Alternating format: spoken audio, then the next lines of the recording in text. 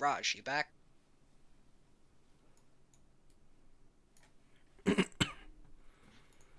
God damn it, Raj. I guess we're still waiting, huh?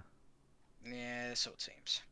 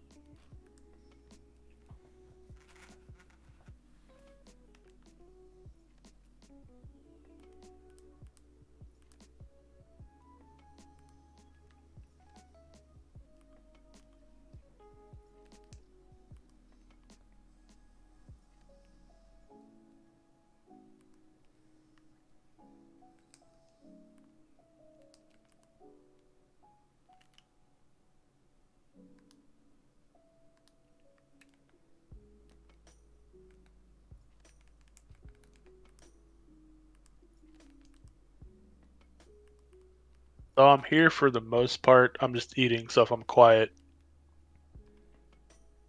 Okay. Alrighty. Okie dokie. I'm also eating, so you know. uh,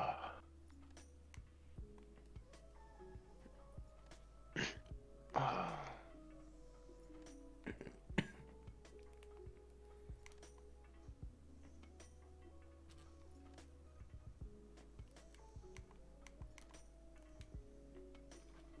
Alright, let's get this going. So, last time, you had just completed your most recent mission to rescue your Rhodian client's family.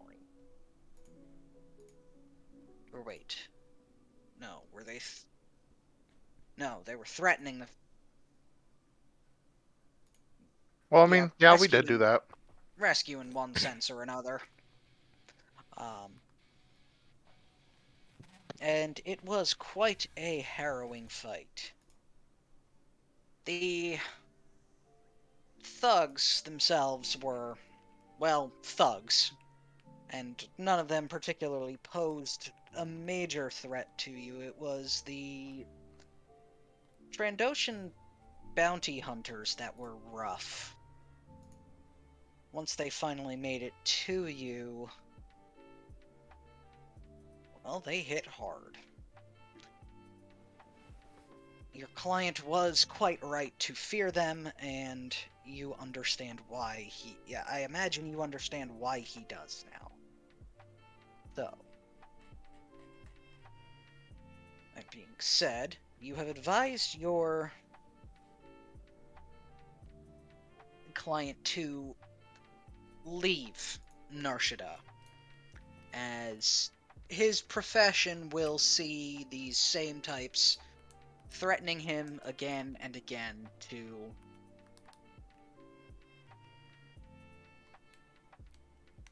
do what they want him to do, which he is not going to do, placing him in danger and also endangering his family.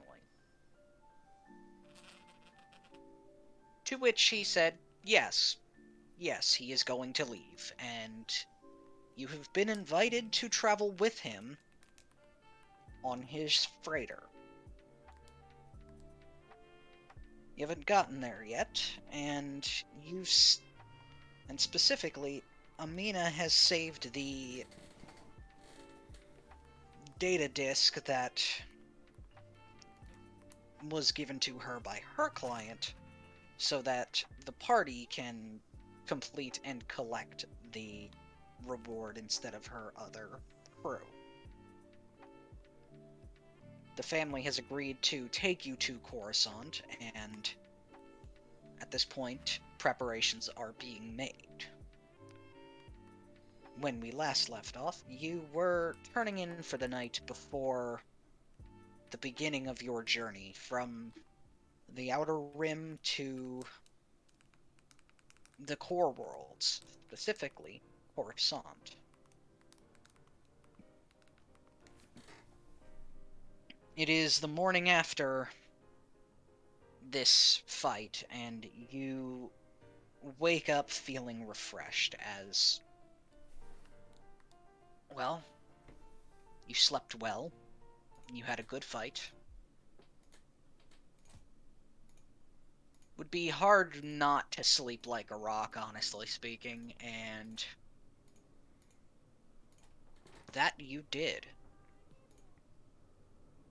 So, is there anything anyone would like to do before going to the freighter?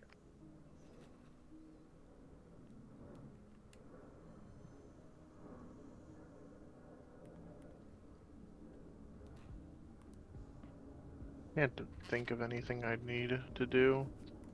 Yep, same.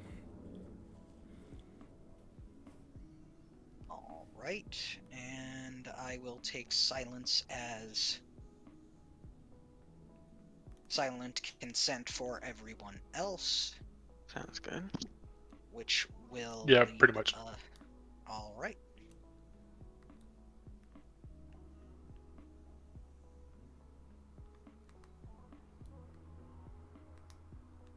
Some of you may recognize the map in question, but as you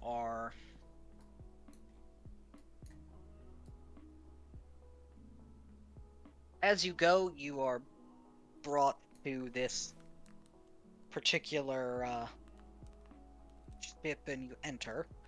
And yes, if I am not mistaken, this is to scale. Really should have shrunk it down and scaled it a little bigger or a little smaller, but Hmm.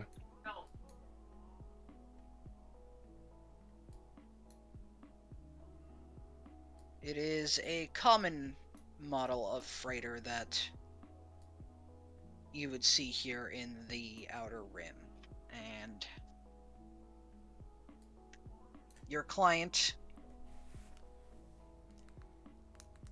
gives you a bit of a humble bow and says, "Welcome to my ship. You'll find that there is plenty of space to either side, port or starboard. There are guest quarters that you are welcome to take up residence in. One of those quarters is usually exclusively my son's room, but the fact that you're here requires a bit of adaptation on his part, which I hope one of you is amicable to children in a more long-term setting, because he might take interest. If you'll follow me, I will give you the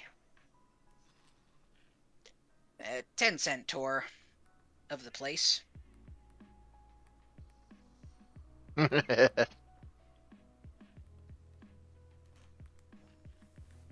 He will guide you through this door.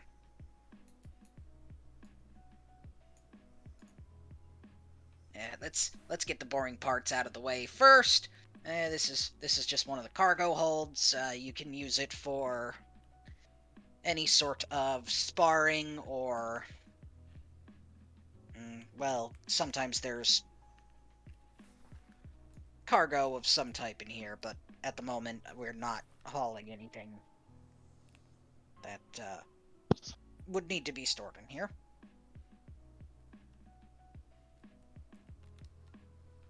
So for the time being, this will be the recreational zone.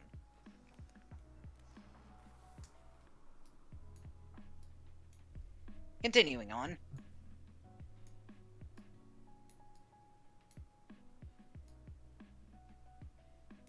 Here is the ladder that will take you both up and down to the 2 gun turrets. They are, unfortunately, not as powerful as I would like for the defense of the ship, but unfortunately, I bought this when I was still within the Empire, and you know Imperial regulations. Total buzzkill. This door is the master bedroom. This is where my wife and I will sleep. Here is engineering for anybody that wants to get a look at the ship's engines. Just don't break anything. I trust that you're perfectly capable, but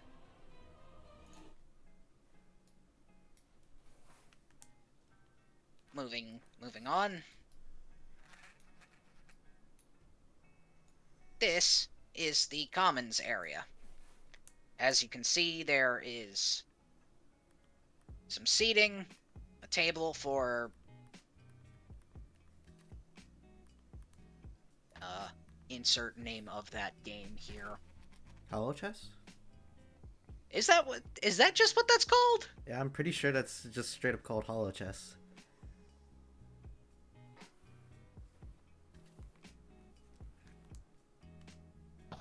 Oh, like holographic. Well, it's that took me a few seconds to the understand. easy name is Hollow Chess, but it's actually called Dejarik. Okay, we're gonna call it hollow chess, and That's the actual name of it. Mm-hmm. you'll see that there's a hollow chess board But here, yeah. and I think there's some other games that you might be able to play. There is a utility cabinet here, and if you'll follow me up here,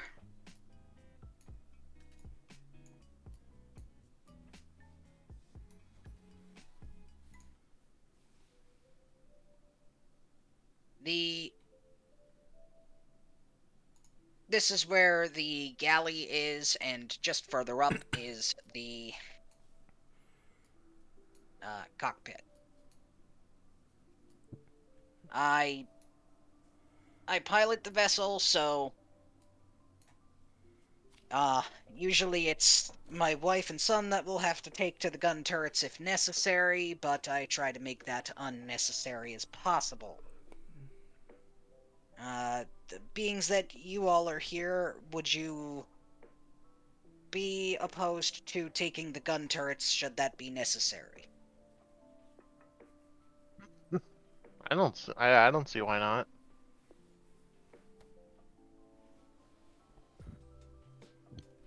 Yeah, that's easy enough to help out with.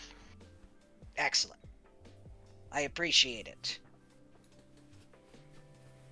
I don't particularly care which ones you both take. You just go up for the top and down for the bottom? Should be simple enough to get used to. They're also pretty intuitive. If you know how to use a blaster, you can just point and shoot.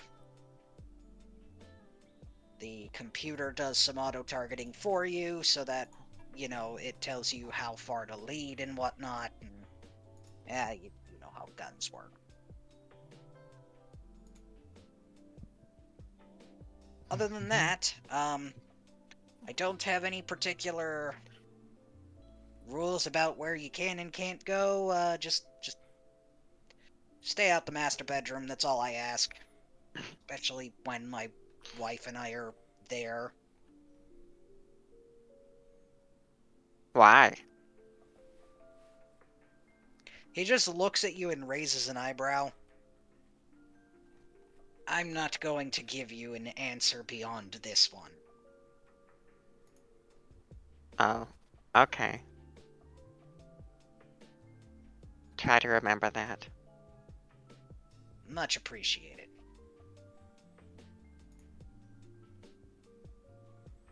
So, does anyone have any questions before we launch and get the hell out of Nar Shaddaa?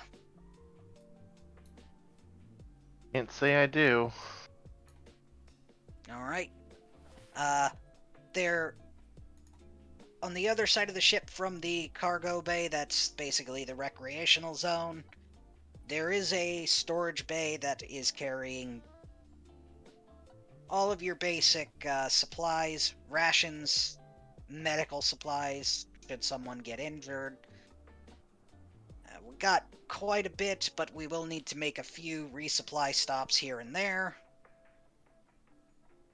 That'll also provide you opportunities to get out, stretch your legs in a more open and not totally in the within a starship setting.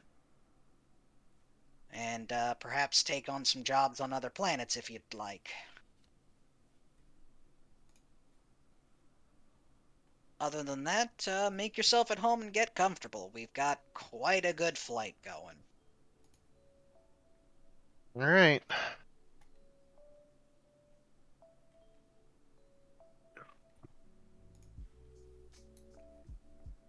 No, I never put the wife in her actual spot. She's up in the one co-pilot seat, and the kid is sitting on her lap in the co-pilot seat. Well, I'm gonna go get the whole pre-flight thing going. Seems like we should probably just get out of here quick as possible at this point. Mm-hmm. Sooner we're gone, the better. Indeed. Alright, so you hear as he gets in, as he walks up the hall and gets to his seat, you do hear the whirring of engines and the release of various docking clamps. And you feel the familiar feeling for those who have traveled before of the inertially dampened ship rising off of the ground and turning to take off. In the meanwhile, you have free run of the ship. What would you like to do? I'm going to the galley to find some food. You're so hungry, Raj, out of character that you're getting food in character too. Sure, Yeah, man. hell am. That's meta, but okay. I mean, it checks, so. Fair enough. Well, I mean, we woke up, didn't eat before we got on the ship. We woke up, went straight to the ship, never even ate. So I mean, that tracks, you're right. So yeah, can... Does the, yeah. Can Obalak cook, I wonder? probably not. Do you have proficiency with cook's utensils? Nope. Alright, He's then I gonna just find need the a... nearest microwavable food. I still need a basic wisdom check, then. Here we go. Oh, that's not what they're doing. My bad. Yep, I burnt the food. I mean, even without advantage, it's not the greatest thing. You know how to prepare your basic, field rations and whatnot, so... It's definitely not the best thing you've ever had, but it's also definitely not the worst thing you've ever had. He's just hungry. He don't give a fuck. Yeah, you've definitely had worse, and that worse was pretty bad. And what gave me that +1? What the fuck is that from?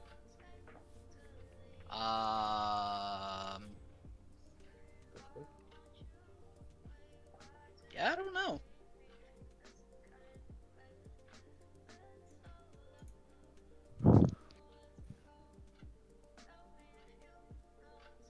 Oh wait, you have Jack of all trades, don't you?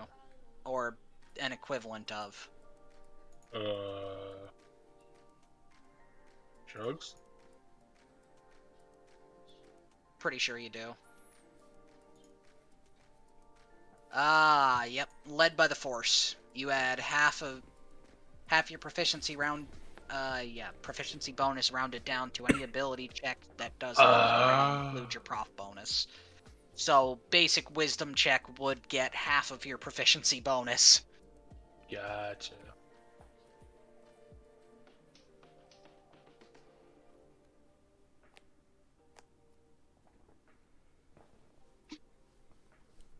Oh, Blade just hungry.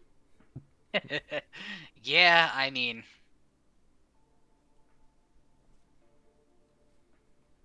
anyone else? I can't really say that there's much that I need to do right now. Yeah, same. Rail Vasani just explores with KD8. Oh, I forgot to make a KD token. I'm sorry. He is there, but But just assume he's always next to Rail for the time being, yes. while they're in the ship. Yeah.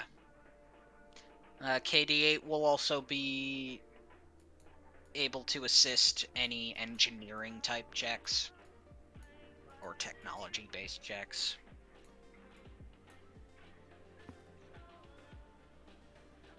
Vasani looks to Sharn.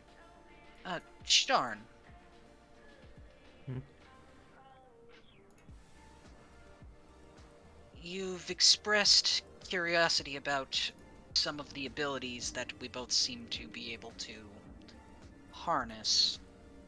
What do you say we make use of the training area after we get some breakfast? Sure. I suppose. So am I tripping, or do I see 2 rails on the map? There's 2. Now there's 1.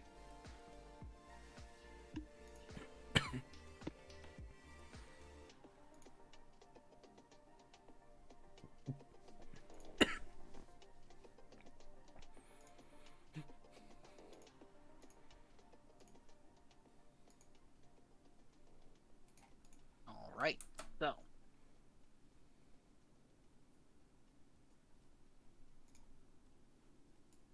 I'm going to say that breakfast is made and... Well, you all make your way about the ship as if, well, you make yourself at home. Does anybody prefer a side that they were going to sleep on?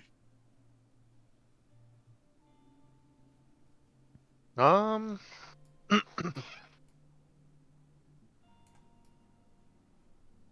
Not really. No, not really. Like,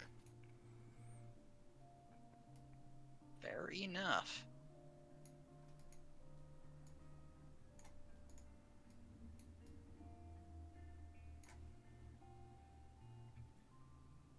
Alright, so it looks like,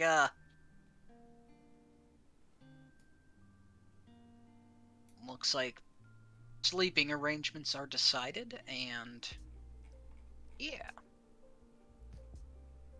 You do hear over the ship's intercom. Our first stop will be in old Trade Federation world. We do expect that there might be...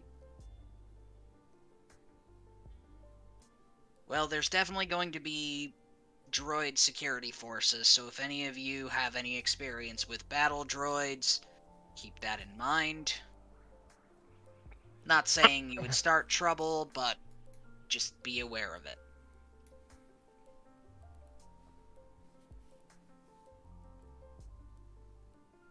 Mhm. Anyway.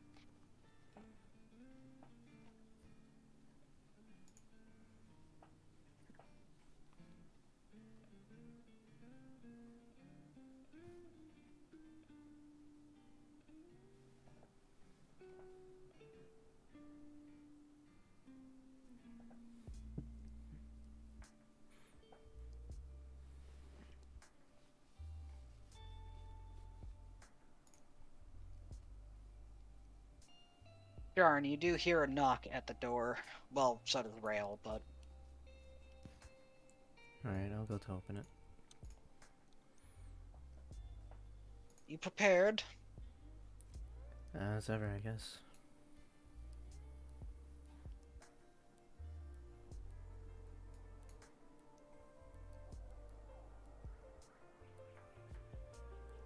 She will make her way to the storage area. Alright. So, Sharn, I guess the first question that we should both answer is... Well, how did you come about your abilities? You first. Quite literally stumbled upon them by accident. In a fit of raw emotion. Accidentally vaporized somebody with a bout of lightning. Don't worry, it was scum. He deserved it. Well, I can say that's a very different story from mine. I just sort of happened upon these powers. I did a little studying and learned that it was the Force. And I learned all about Jedi and everything about that. Tell me, are you a Jedi? No, unfortunately I'm not. As much as... Well... You said you've studied the Jedi. Yes. There are two perspectives on them. Which do you hold? I wonder. Do you believe the official story of the Empire, or what do you believe? I don't know what I believe. But what I do know is that the Empire is lying. They have to be. And I'll there tell has you to be a this. Jedi out there in the galaxy somewhere. I'll tell you this. I'm from the same clan as Jedi Master Sakura.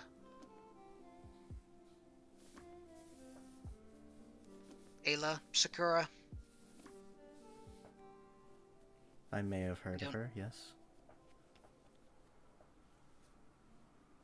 Gunned down as a traitor on Felucia. Shot in the back by her own men, from what I've heard. Yeah, that's an unfortunately common story. At the very least, I don't believe the story about her being a traitor. Really now.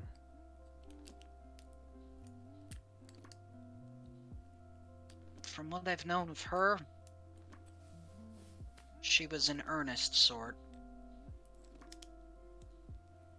Were you close with her, or? I knew her a bit. Not much after she was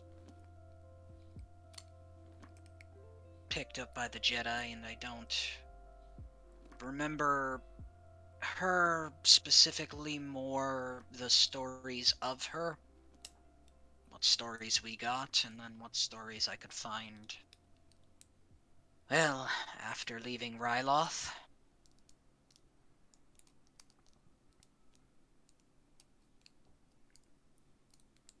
Was there a reason why the Jedi didn't pick you up either?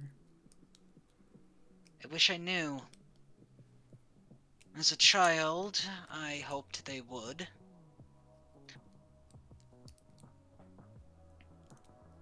From what stories I heard of Jedi Master Sakura, I did admire her, but they never came. At least not until the Separatists decided to try and take Ryloth. And by then, they were so focused on the war that, well, recruiting wasn't on their mind.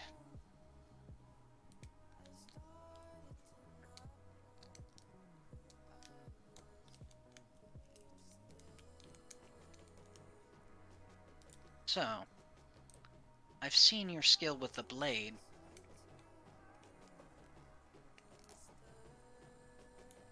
How did you learn? I'm mostly self-taught, honestly. Based upon some of what little I could research from the ways of the Jedi.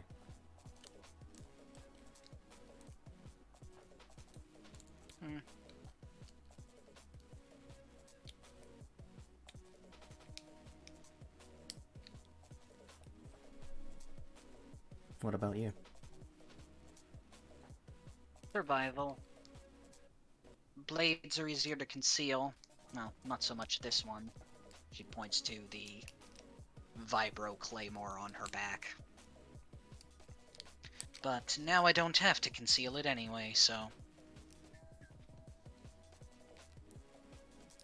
Blades were always easier to conceal as a child than to use. You ever tried going into a a weapon shop as a child and trying to buy a blaster?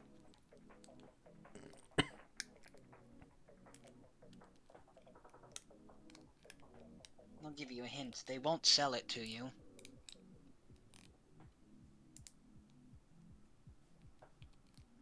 So you learned to make do with a blade?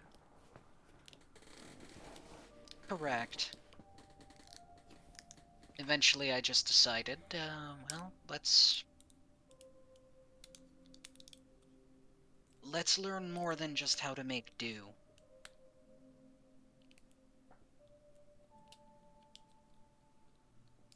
Especially considering I have people that need to die.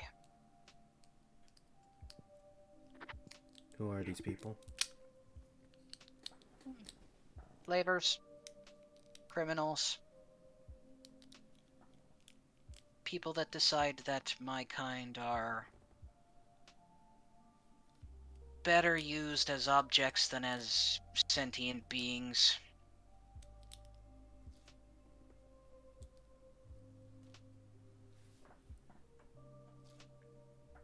I suppose that's understandable.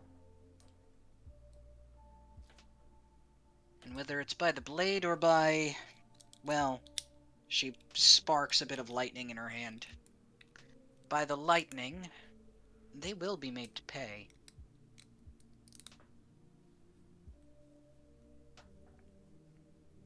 I also have someone to find, but that's another story.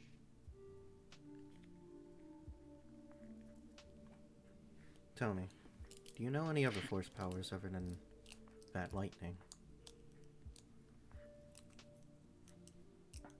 A few.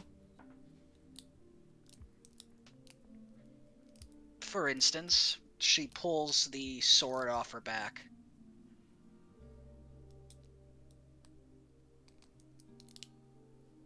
She pulls the blade, like the flat of the blade, across her hand. Normally, I wouldn't be able to wield this as well as I would like to. As you've probably noticed, my style is more speedy than it is brute physical strength. I augment my abilities to use a weapon through the Force.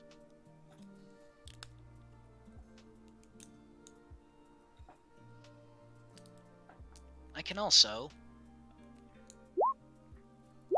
do this. She holds out a hand and you hear a snap from behind you.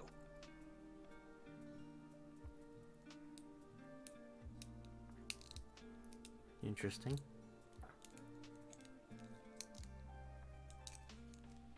I also know some basic telekinesis.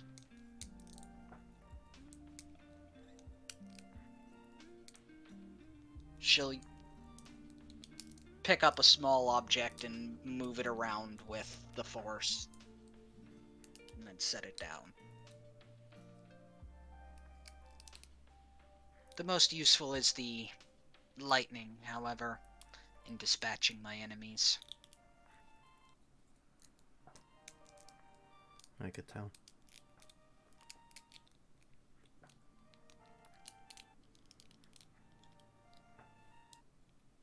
You seem quite handy with a blade. I've kind of wondered why you don't use a bigger one. You seem like you could.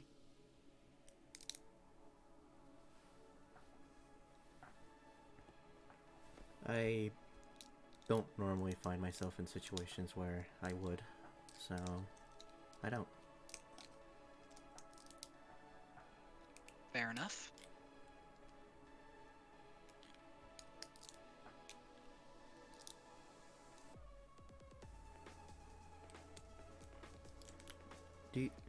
Do you know anyone else like us out there? Wielders of the Force. Yeah. Have you seen anyone else like us? I've heard stories. Stories of a being clad in black and wielding a lightsaber of the deepest crimson. You're talking about Darth Vader, the Emperor's right hand. Or is there Some someone people else? think he's a legend.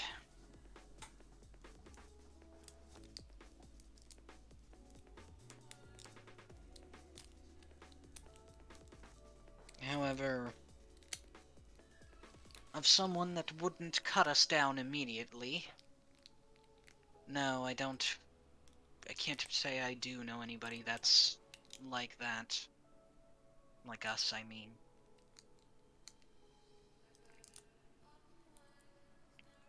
I suppose my search will still continue then.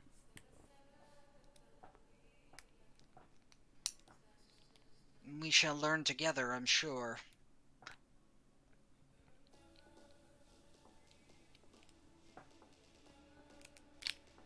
What do you seek in learning the Force?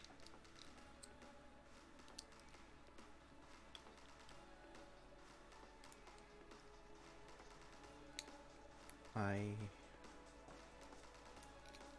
honestly can't say for sure yet.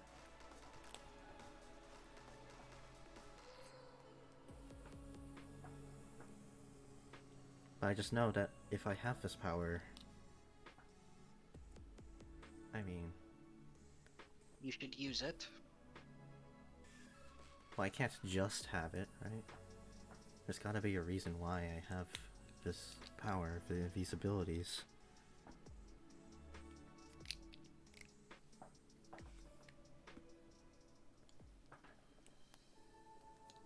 Something I can do with these. I'm hoping that by finding someone who can guide me in the Force, that I can possibly find some sort of calling. Hmm.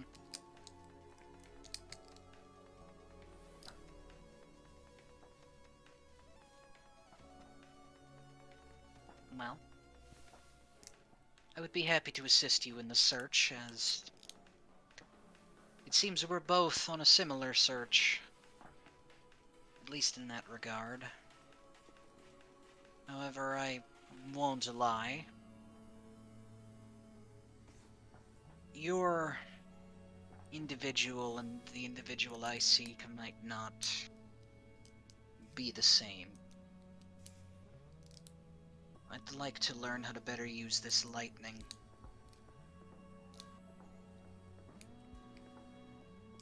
I don't know if the stories of the Jedi include it or anything of that nature, but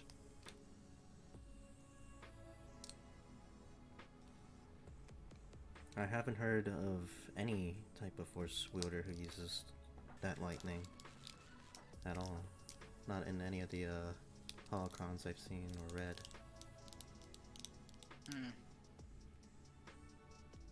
That's why I had to inquire about it the first time I saw it.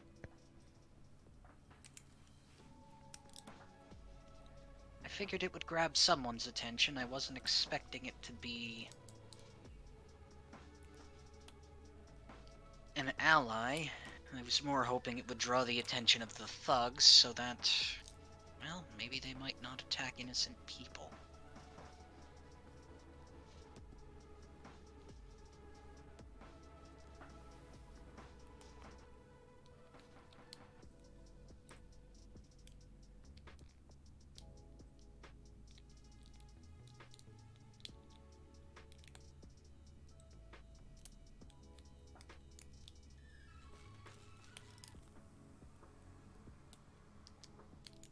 So what do you make of the rest of the group?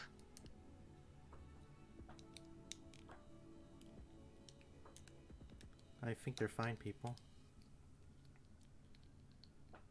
Just put in an unfortunate situation, considering they're out here in the Outer Rim. Then again, I guess you can say that about me as well. Situations are what they are, and you have to make the best of them.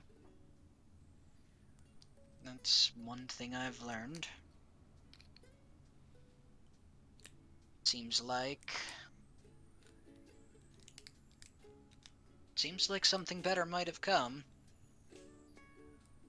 Well, let's hope.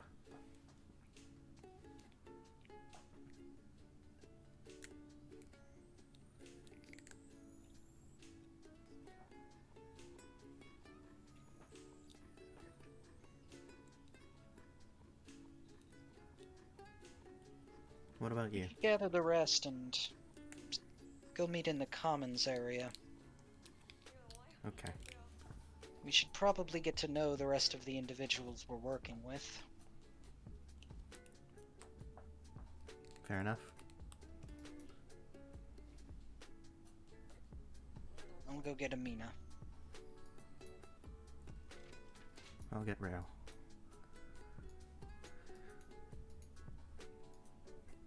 Amina, Hmm? come out to the commons area with us. We should get to know each other better. If we're going to be working together, we should probably exchange some basic information at least. Oh, I suppose.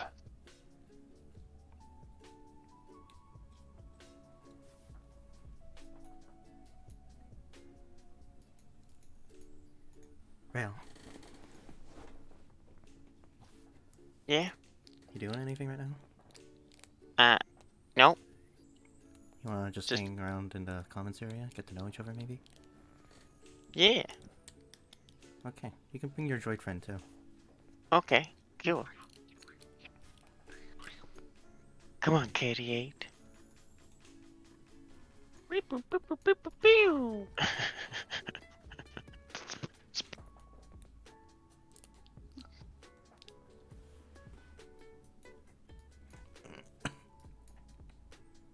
Alright, so, gathering in the commons area.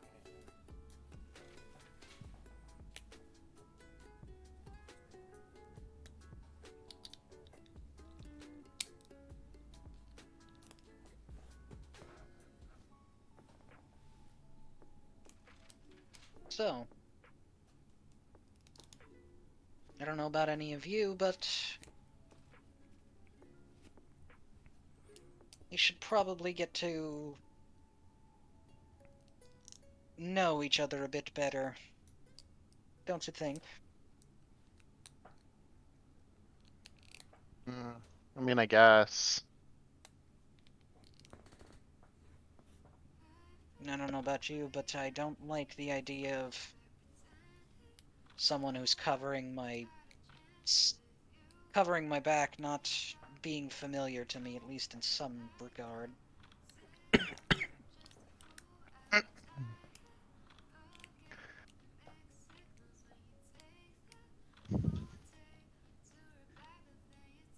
I'm just not one to want to pour out my whole life story out in the middle of a bunch of people that I am not as familiar with.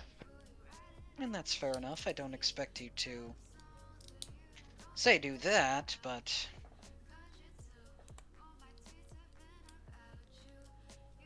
a little bit of conversation wouldn't hurt.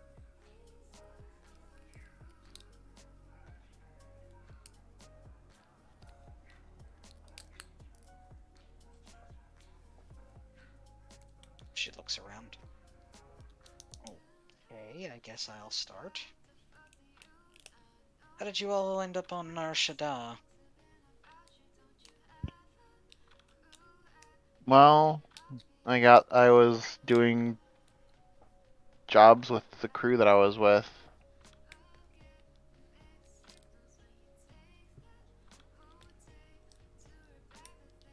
I believe, Rael, you already told us that you were working for Gorga?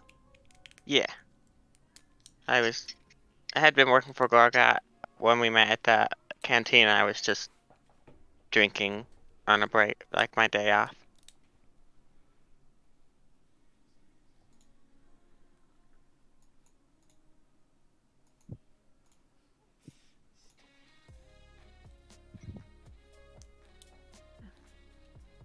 What about you, Obalak?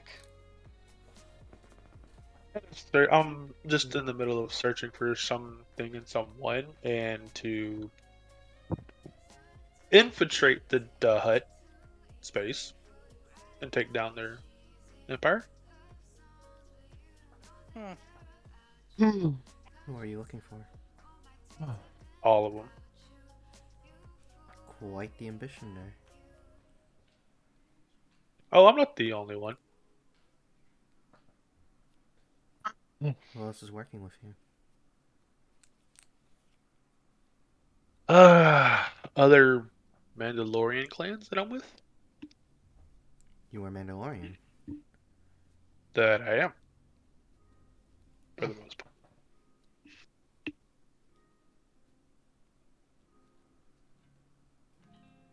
I have a Mandalorian background.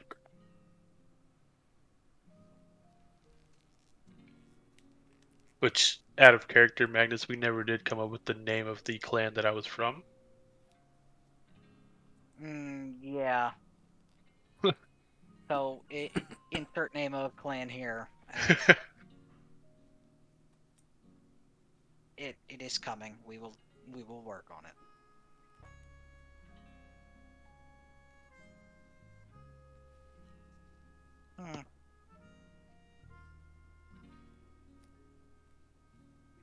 And we're kind of infiltrating hut space to see the best way of taking down the huts. Any particular reason why you're targeting the huts? Or The way they treat people. so it's Yeah. for justice? This is the way. Fair enough. Visani cracks a smile. This is the way. I like you. You're just crazy enough that might work.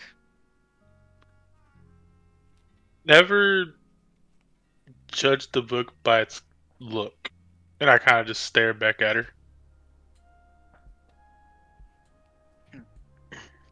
I mean, I've seen you fight.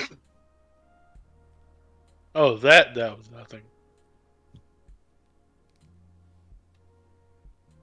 I've also heard stories of Mandalorians. Oh yeah.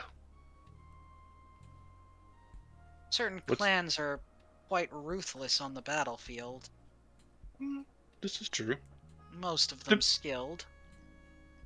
That's also true. We all believe in almost the same thing. Different views of it, though. But yes.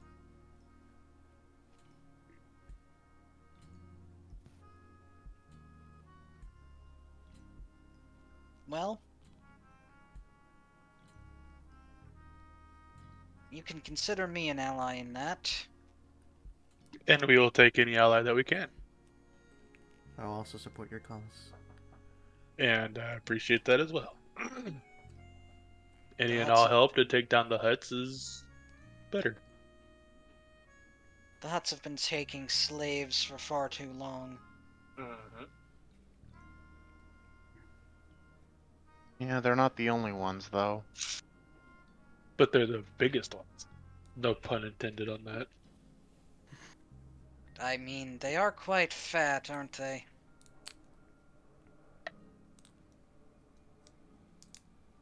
Do you have a specific target in mind, Amina? Unfortunately, no. The person in mind I'm on the run from. I'm on the run because of.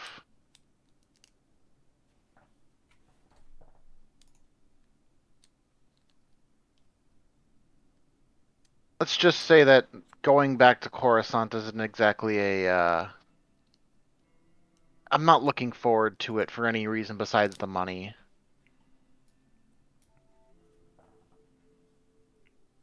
So whoever you're running from, we're running towards now? Well,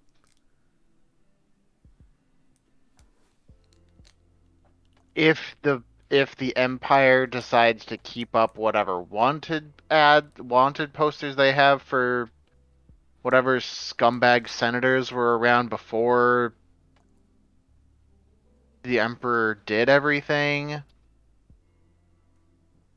that's up to them. If they don't, then I'm in the clear.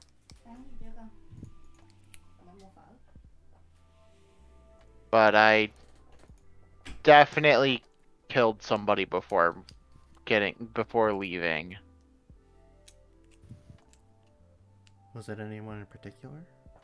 Or just some random guard or something like that? He was a pretty high-ranking politician. Goodness me. Did you have a Again, good reason?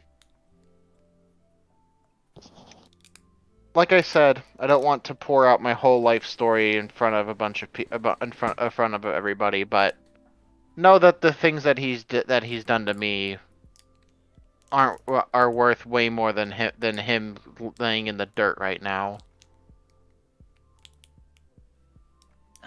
Simple answer, a simple yes would have sufficed for me, personally.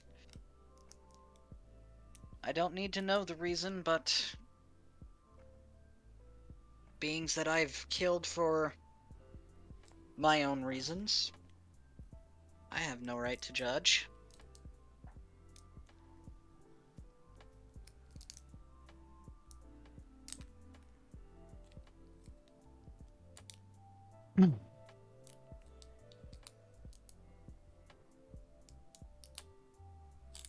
Was there anything else he did besides personally wrong you?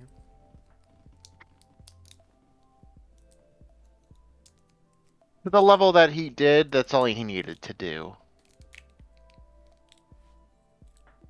Understandable. Vistani arches an eyebrow at you. Let's Amina. let's just say I'm in the same position as you. Slavers, bad people, need to go down. Hmm. That tells me all I need to know.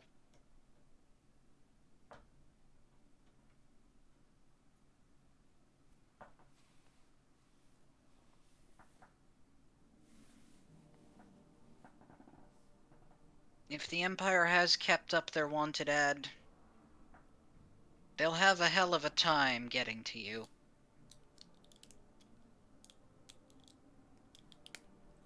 I don't like when people bully my friends.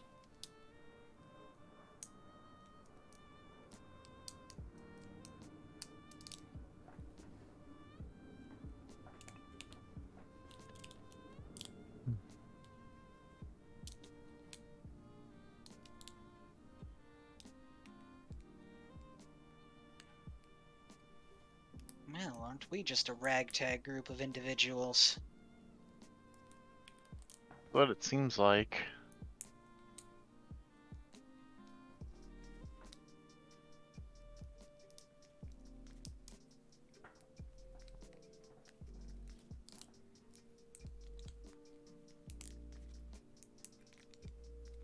Anyone have any idea where to go next after Coruscant?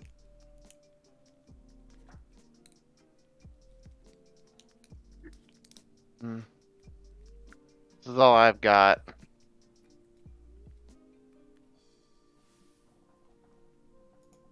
I guess it will depend on how things go. I know I don't...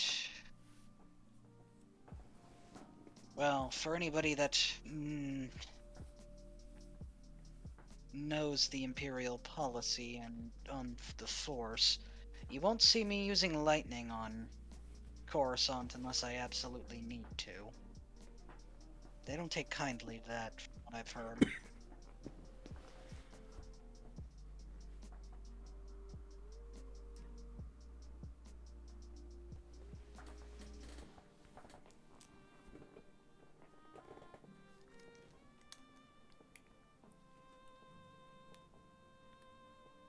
I'm curious if anyone here has actually been to Coruscant before, other than Amina.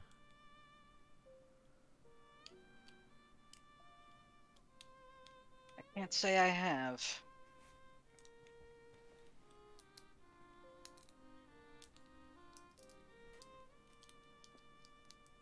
You, Oblark?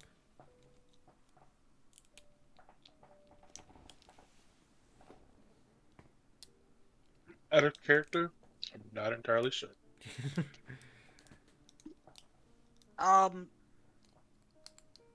So depending on your level of having traveled, it's certainly possible.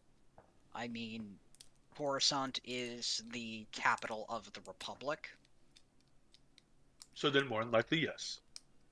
and then also became retained its capital status as capital of the Empire when the transition was complete. Then yes, I have. Yeah.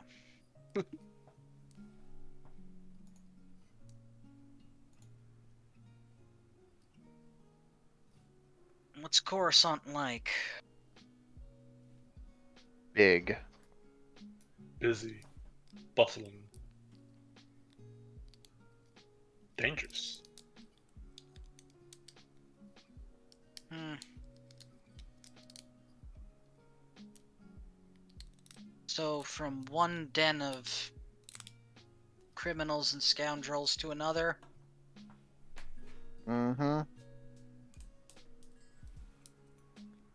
Either of you know anyone we could call friends over there that could help us out? I'm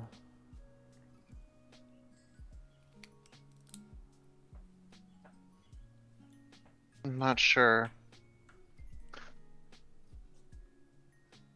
I don't know what happened to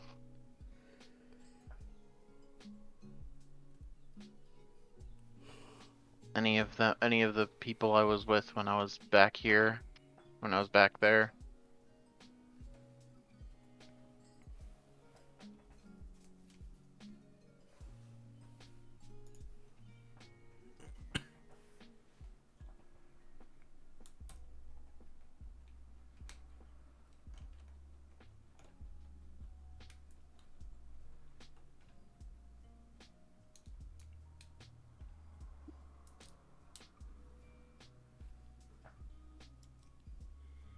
You said that you were given a location to take this disc, correct? Yeah. I've opened my sheet.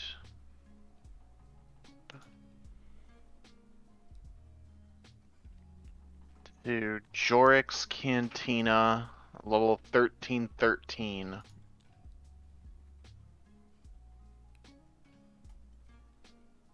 Hmm.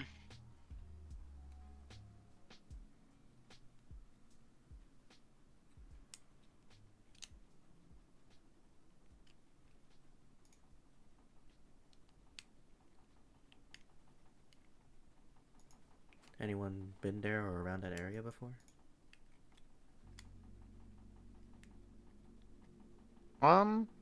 I don't know. I guess I don't know if would I have heard of it maybe?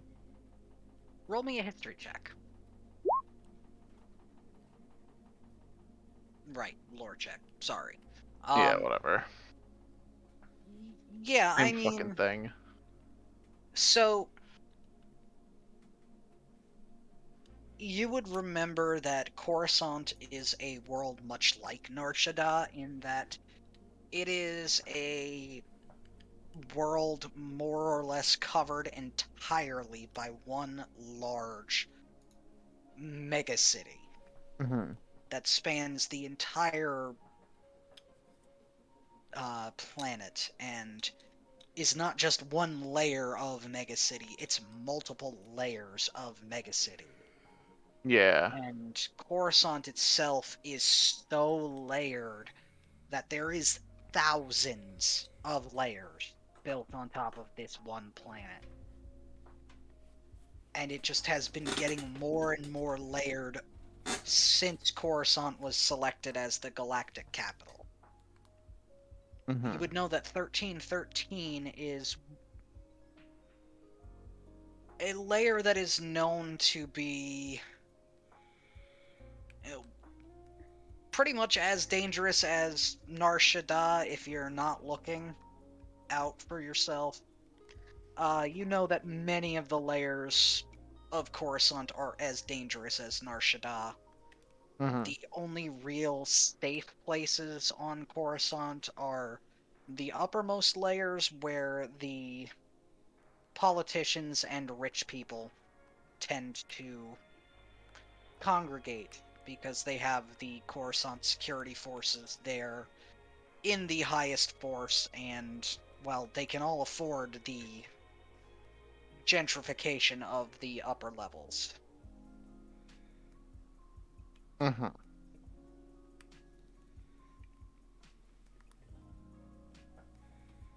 However, you would know that 1313 is one of those layers that, like I said, is known for being less than welcoming in terms of if you just walked up to a random person on the street, they very well might try and mug you. Okay. So she probably hasn't been around there because there would be no reason for her to have gone there. Yeah, that's why I said you know of 1313. You've never actually been there. You've never had a reason. You've Mm-hmm. been to, like, the lowest you've been down is like 3 or 4 levels, as the uppermost levels, a few of them are um basically the uppermost level is for the most important of people, and then the layers below it directly are still pretty gentrified, but less so until you get down like 10 layers, and then it starts going into more typical, and then even further down is the more dangerous areas. So, like, Mm-hmm. you've been down no more than 5 layers.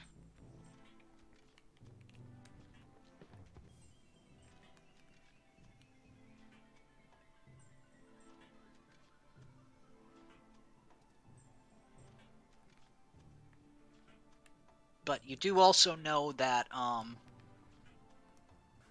Imperial presence has brought about more of the shift to the Empire has brought about more of a security force presence. Everywhere, it's just not as it's not as preventative. It's more, oh, you're a criminal. Okay, well, jackboot to the face. Hmm.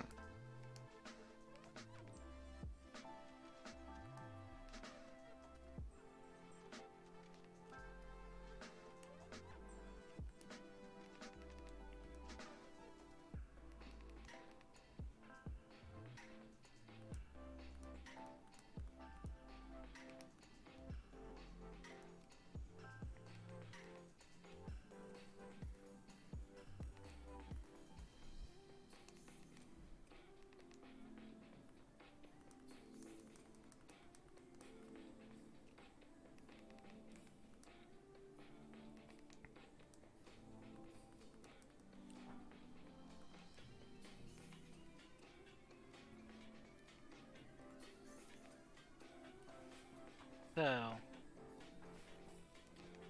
guess another thing that we should probably get to know about each other is fighting style.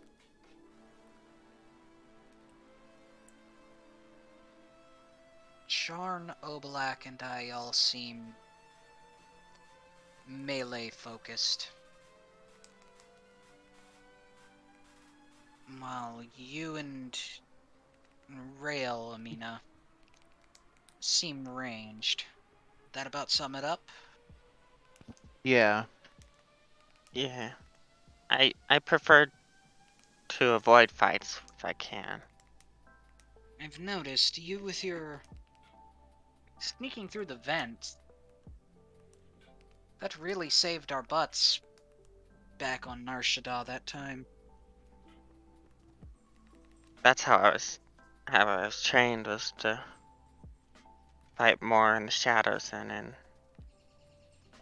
the front lines. Good to know. I know I can take a couple of hits before needing to stop.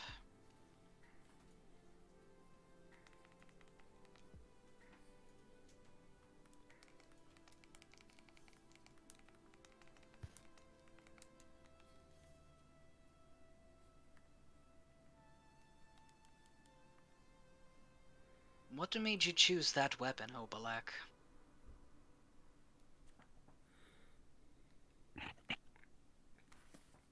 Easier to fight with. Hmm. As he's trying to like not talk about his other weapon.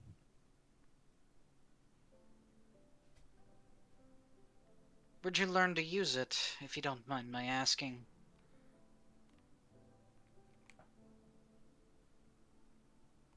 Through training and other fighters.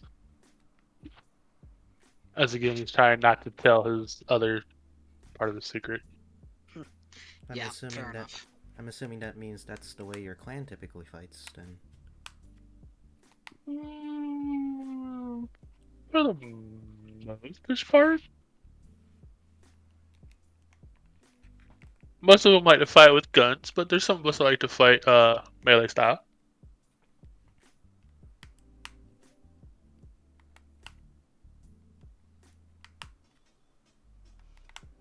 Me myself, I like fighting melee style.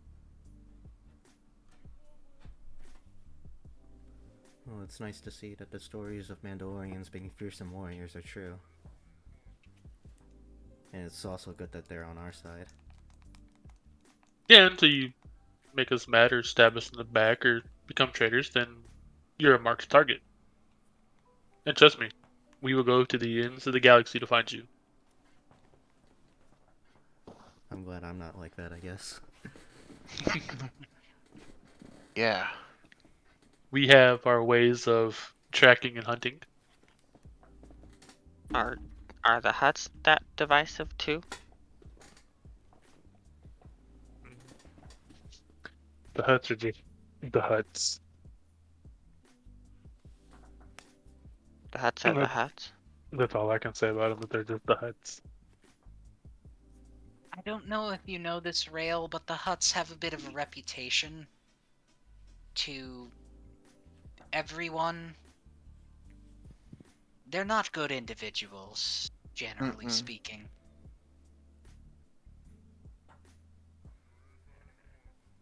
I spent my whole life pretty much working for them. And I feel sorry for you. How was it like being on the inside, Rayo? You know, working for Well, them, living with them. How was it like? when I learned how to speak Huttese, I became a lot more useful, but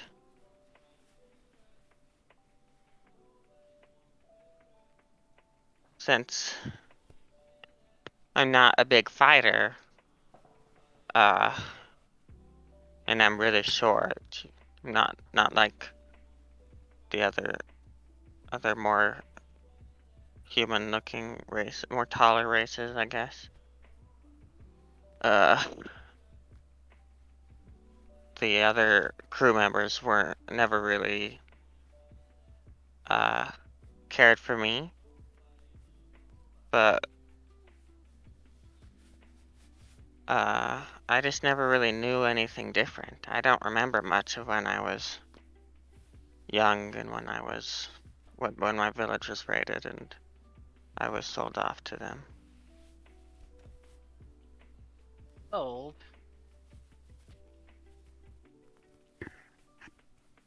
Yeah, the Trajavan are sort of a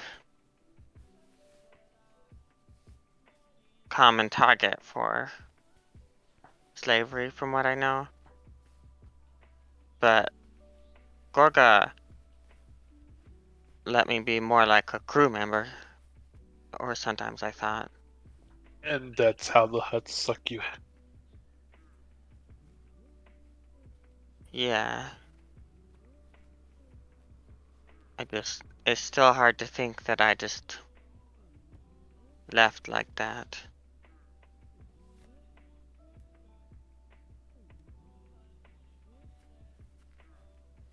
I'd like to believe that anyone under your situation would have done the same.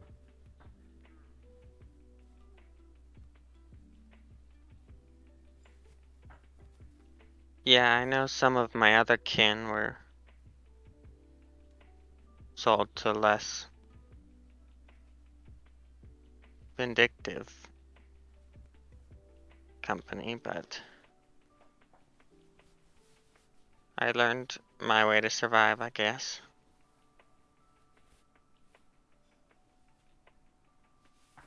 Only thing you can do.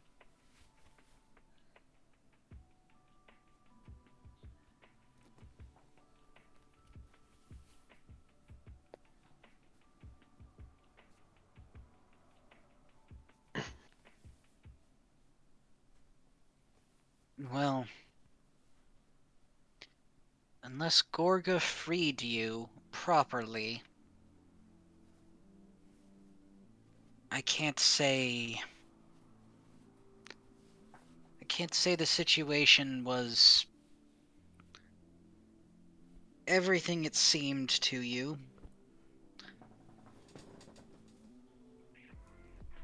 Gorga could have changed in an instant the moment you started displeasing her.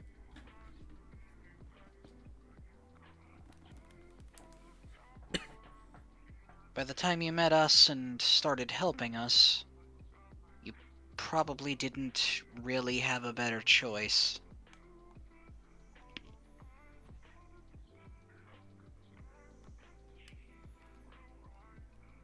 Yeah, not really. There was no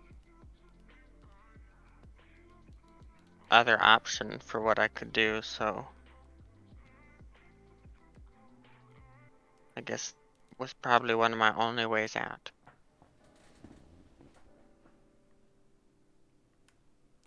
Don't imagine Gorga's going to be happy that you escaped, though.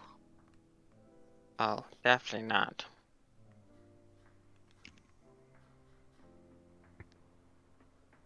Gorka really hated talking in Galactic.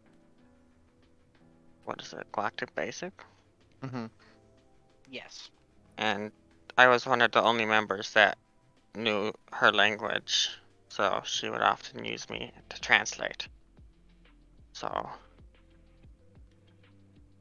she's not. That's one thing she's definitely going to hate, because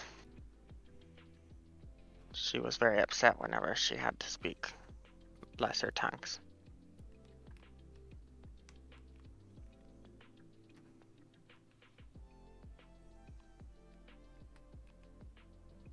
I suppose that is a hut for you.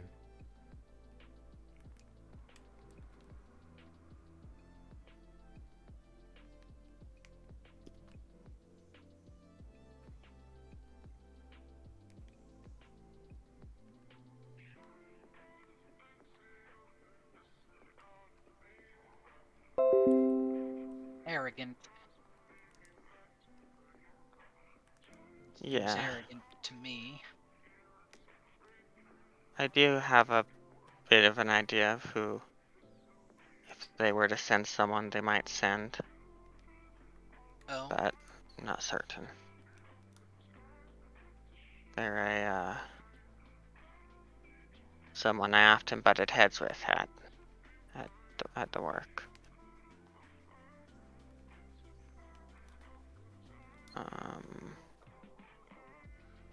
He's a Mandalorian.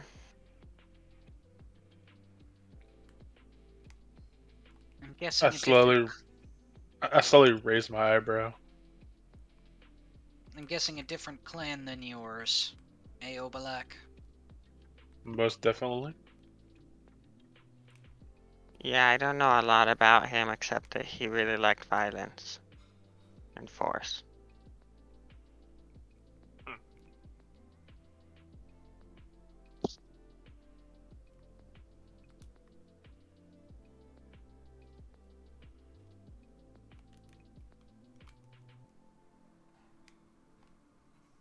Do you by chance know the clan name?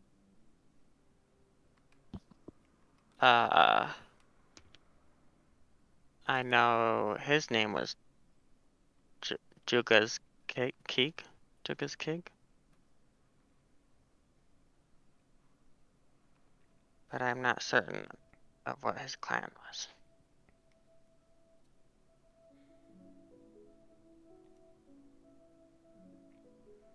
Out of character, as a Mandalorian, would I recognize his name?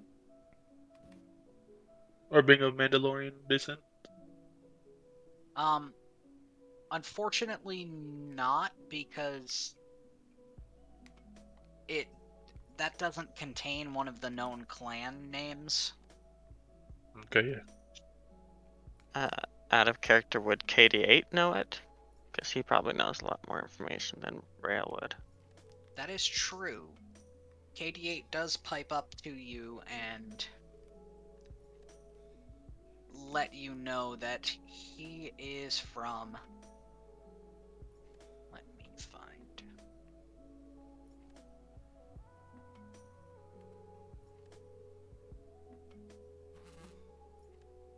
I thought I had one written down on the sheet, but yes, I don't.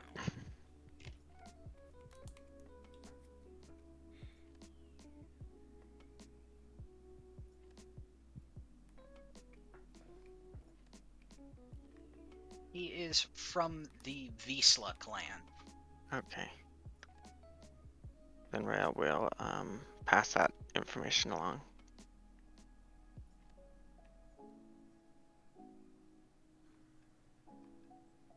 Hearing that, you may make a lore check, Obalak.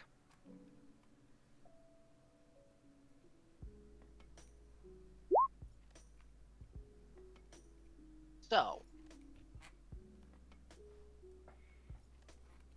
knowing the clan name now gives you a lot more context.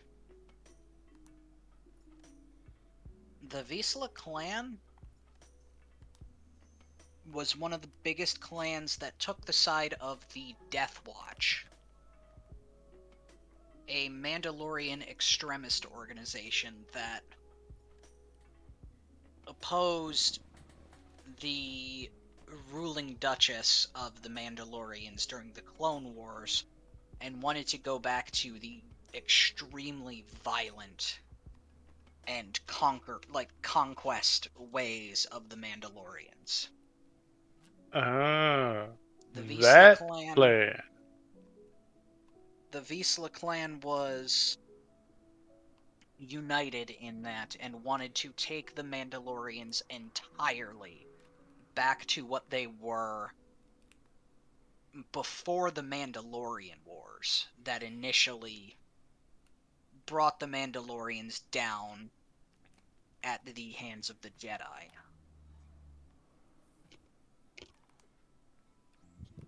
Oh, he's part of that clan.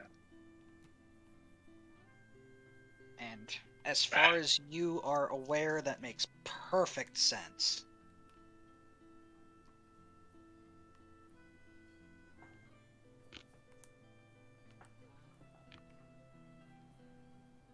Yeah, I could see this now.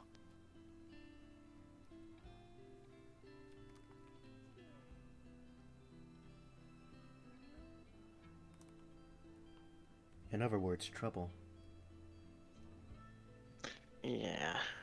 Yeah, that whole entire clan is one of the more ruthless, violent clans.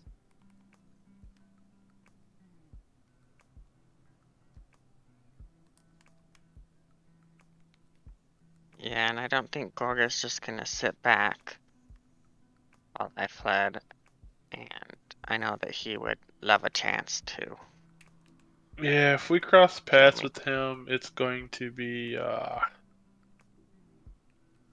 entertaining.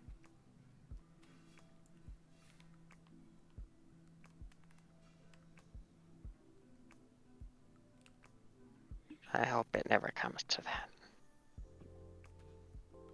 Yeah, I hope not, because like I said, the Mandalorians are ruthless, no matter what clan, and they will stop at nothing to hunt you down.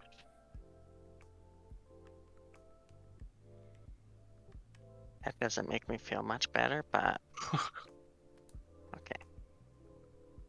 Well, Rail,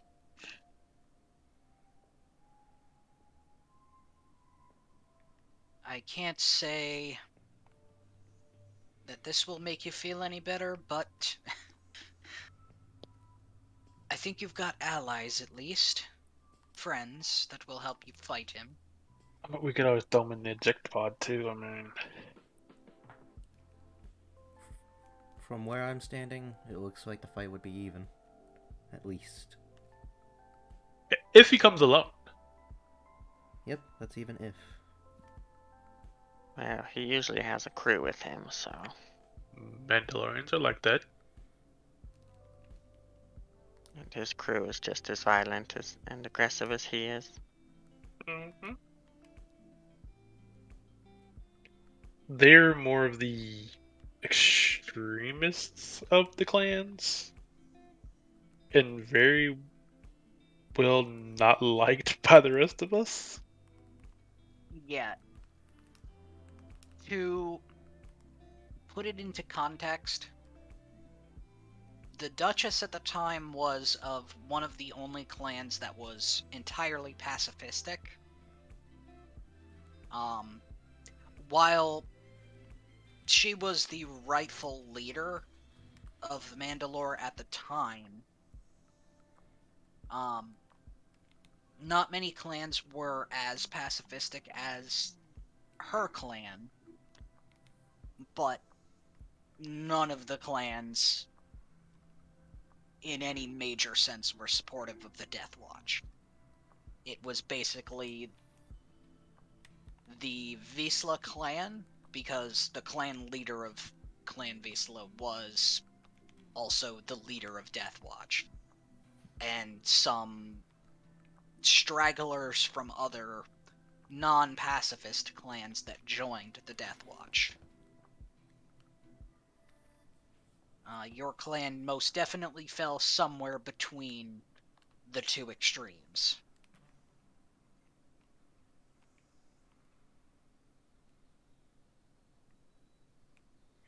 So,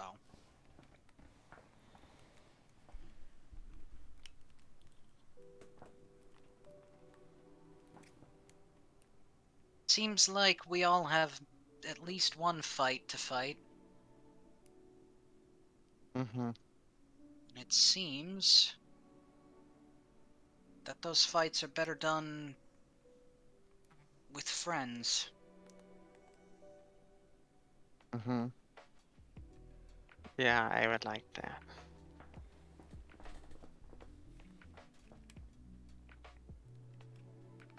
So we'll be sticking together for the foreseeable future, then. It'll be nice to travel with a group again. Again.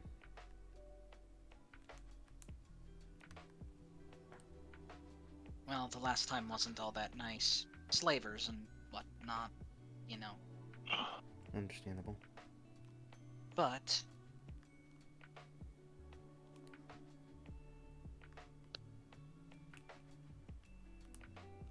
I guess it's time for a more proper introduction.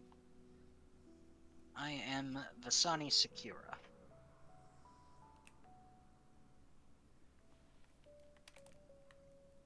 Okay.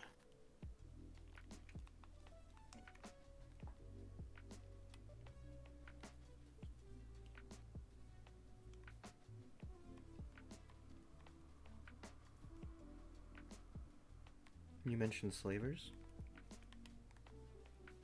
Yes, there's a reason I don't like slavers. Were you a slave at do one you- point? Almost. What do you know about Twi'leks?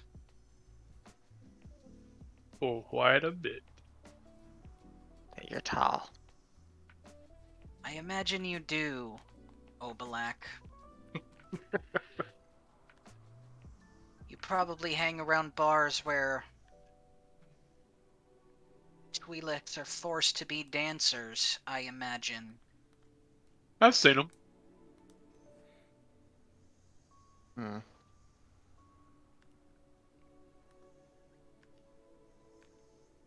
Am I going to need to pass you a napkin next time we're in one of those bars to clean up the drool? Nope. I'll hold you to that.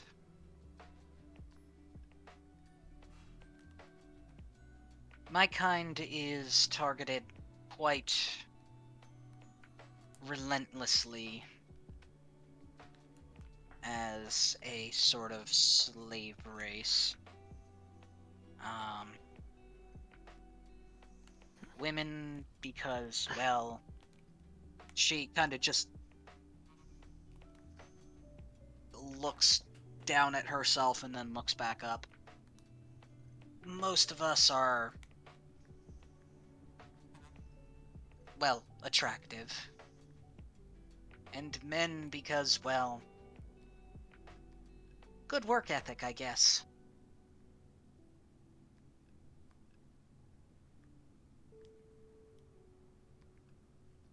Mm-hmm. I'm looking for the slavers that took my sister.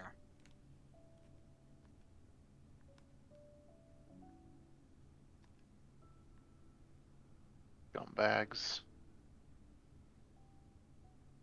We got separated when her and I were sold.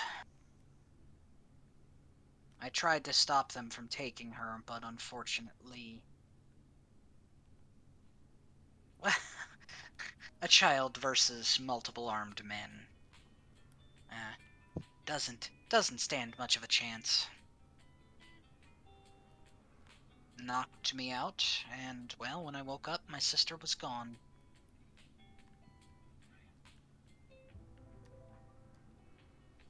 How long ago was that? I've been on my own for a couple of years now, so... a couple of years. Unfortunately, they were long gone before I woke up, so I've had little to go on since our separation.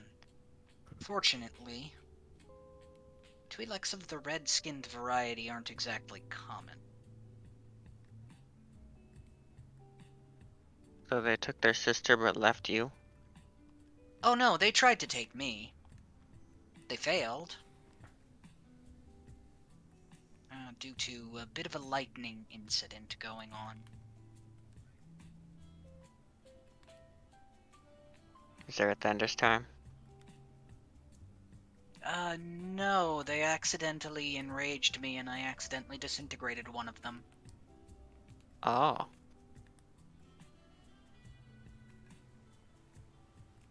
She holds up a little arc of electricity in her one hand. Apparently if you channel enough raw emotion into this sort of thing, it gets very, very powerful. I've never been able to do it again, but Obelak kind of raises an eyebrow and thinks for a moment. Hmm. something on your mind? Nope.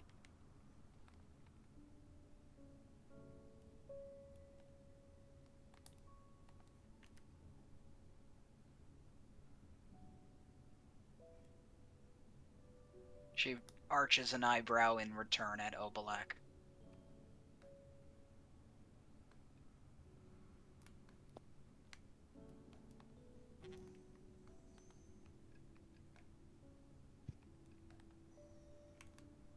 Nothing going on here.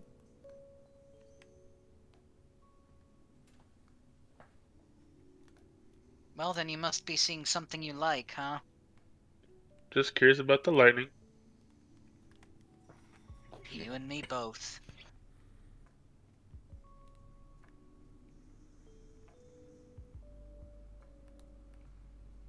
Out of character, would he know this from the dark side or no?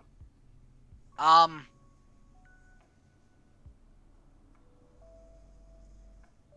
Being his sentinel class that he is. so he would definitely know it's a force ability. Uh, remind me, does his background include any sort of training with more knowledgeable individuals on the force? You and I were supposed to sit down and talk about that, and we never did. Oh, right, okay. Um, That's another day we got to talk. yeah. Could have sworn we did some talking about that, but We did a little, but we didn't go in depth about it. right. Because the only thing we talked about was the gist of how he got there, how he got to Narshadal kind of thing. Yeah. And that was basically it. Mm.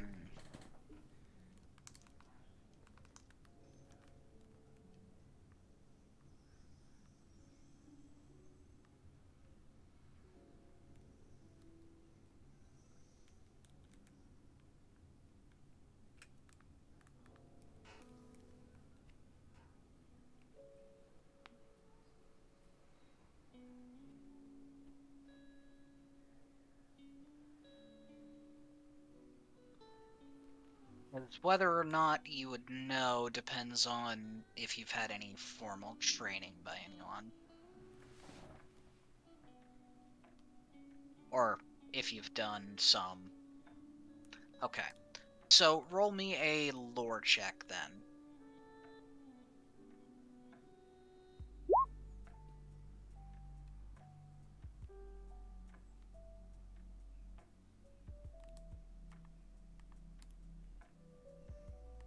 Yeah, it's definitely generally considered a dark side ability. Yeah. Okay. you would know that it's generally considered a dark side ability, as it taps into what some would consider a negative emotion. Okay. So tell me, Dasani, when you did the disintegration of the lightning, how did you feel?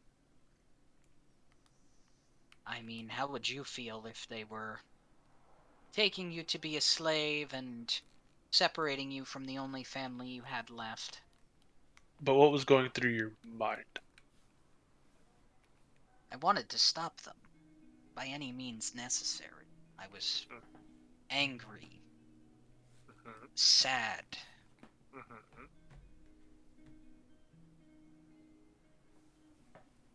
I wanted them to stop, no matter what I had to do it.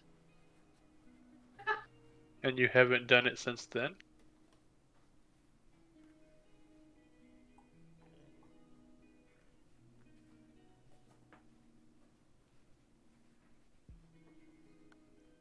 It was a unique circumstance, and while I can think back to that situation and replicate the lightning with relative ease, conjuring that level of desperation on command is not exactly something I even want the ability to do, much less know how to. And I don't blame you.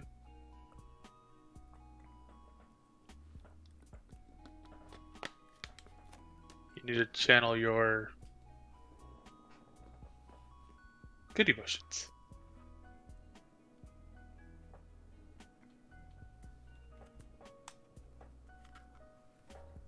Sharn's just really focused in on the conversation and is a little stuck in his own thoughts right now.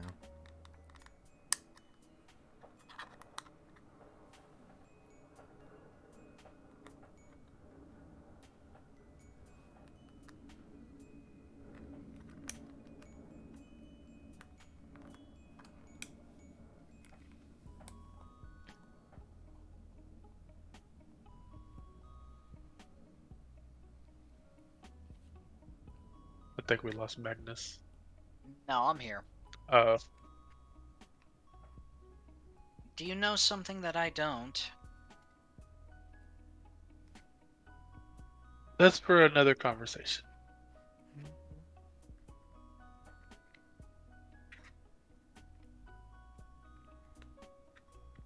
So, you're telling me, yes, you do, you just don't want to tell me. Got it. Like I said, that's for another conversation.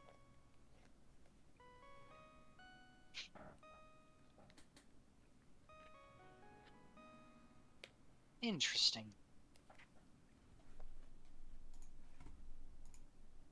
She looks over to Sharn.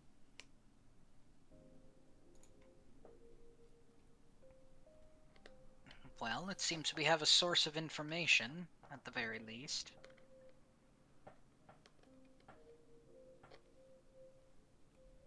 Sharn is a little too lost in his own thoughts to really reply right now. Fair enough.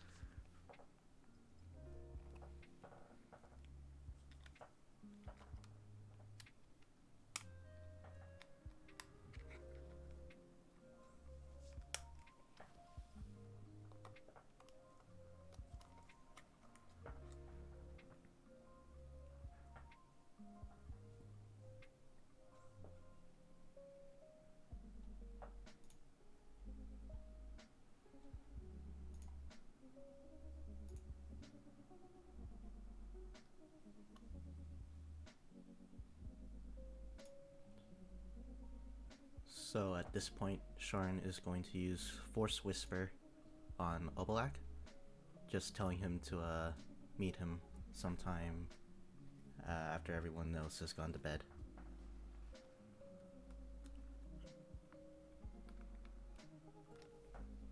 Omelek just smiles and just slowly nods his head nonchalantly.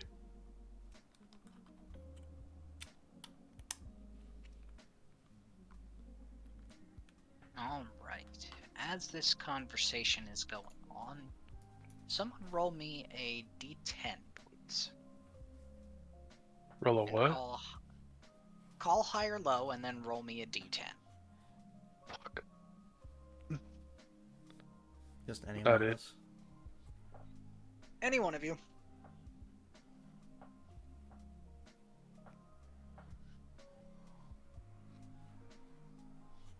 Well, damn. Okay, one sec. Hi. Nope. Okay. Why we don't let you run treasure maps? What? So, over the course of the day, the first part of the day seems pretty smooth, pretty calm.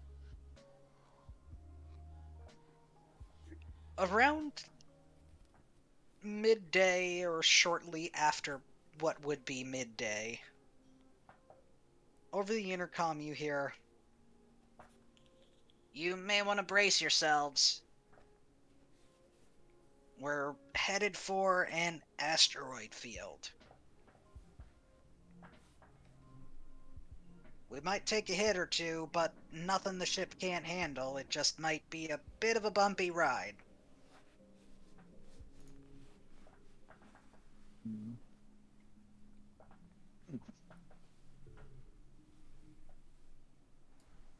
And shortly after the pilot of the ship says that, your client,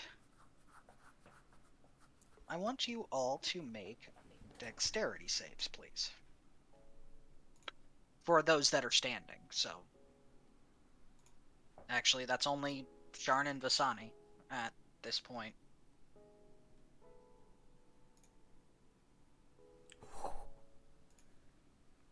Like a cat. Yeah, Sharn, you managed to brace yourself on the wall. Vasani does not have advantage and is in the middle of taking a step and trips over her own leg as she as the ship gets rocked by a passing asteroid that gives the ship a bit of a bump.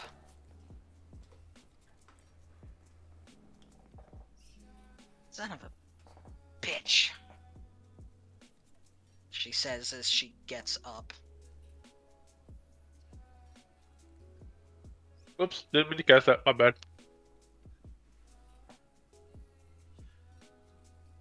Fair I was trying to enough. read. I was trying to read something. Fair enough.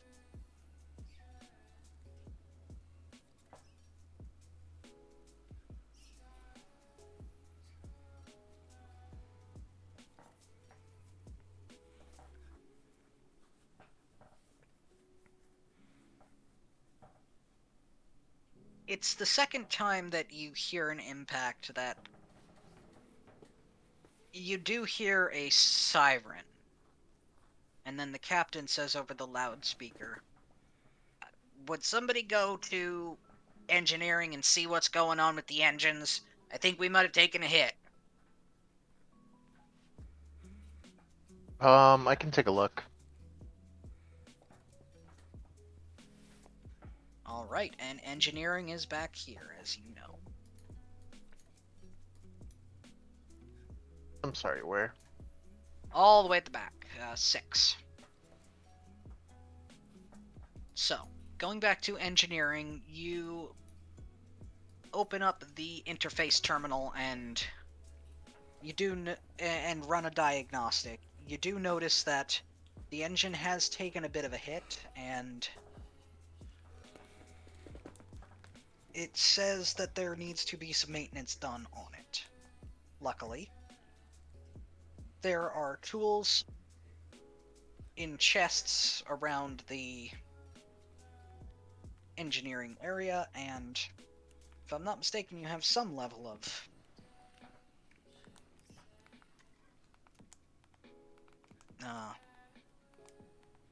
technological Yeah. know-how. Alright, so looking through the terminal, you see that the starboard engine has been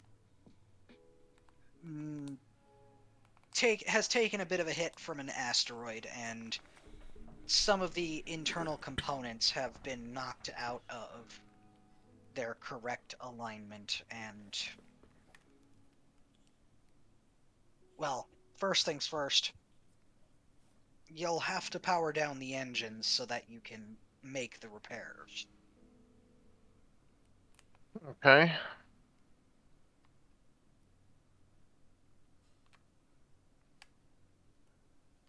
Do you let anyone know before you power down the engines, or you just Yeah. No, I mean, yeah. I'm gonna go oh and. stop it? I'm just making sure. I don't want to make any assumptions. I mean, you can just full stop it right here, right now.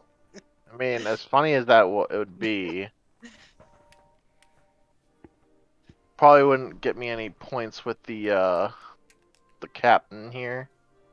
Yeah, But fair yeah, enough. I go over the intercom thing or whatever, and just say like, and and tell them that what had happened with everything. We'd taken a hit, and we're gonna have to shut down the engines to repair it.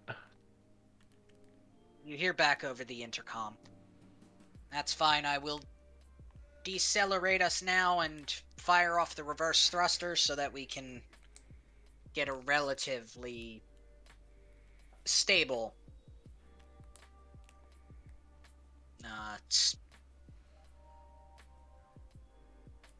position. Mm-hmm. I'll let you know when to power it down, he says as the intercom cuts off, and then you do feel the ship start to slow as the thrust of the engines is reduced, and then slow even further as you hear the system back here in engineering that controls the reverse thrusters quickly fire up and fire off a burst of the reverse thrusters to bring you to a relatively stationary state. Mm-hmm. And you hear over the intercom, go ahead. Alright, and then she will shut the power off and get to work. All right. Do you have Tinker's Tools proficiency? I do. All right. So I would like you to first make me an intelligence-based Tinker's Tools check.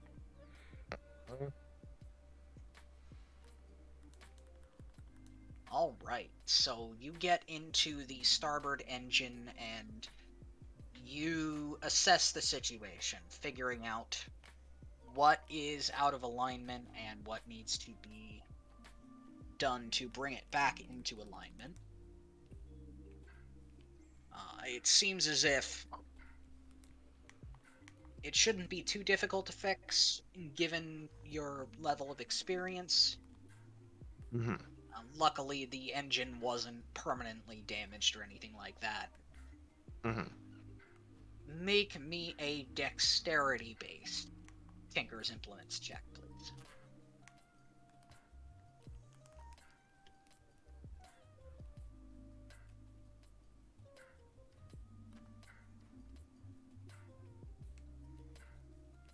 Boom. Just as suddenly as it happened, it seems like you open her up, assess the situation, and get her back going. It doesn't take you all that long, despite the fact that you've never really worked on this kind of ship before. But Mm-hmm. the fact that it's a different ship doesn't seem to matter. The engines are similar enough to to the ship that your old crew was on that your prior experience and technical being able to wing the hell out of things, Mm-hmm. in addition to the experience, paid off, and you realign the engine, and it is, as far as you can tell, good to go. Okay.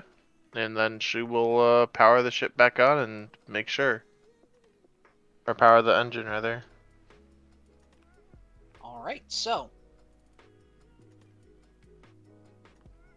the port and starboard engine both come to life, and everything seems good. Alright. They are cycling at the proper intervals, both individually and with each other, and everything seems like it's in order. Mm-hmm.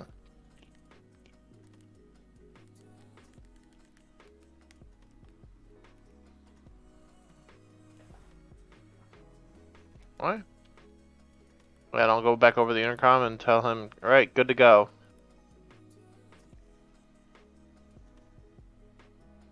He responds, "Excellent. I saw, just as you were saying something, that the engines came back up and we are back underway. Thank you very much, Amina." Mm-hmm.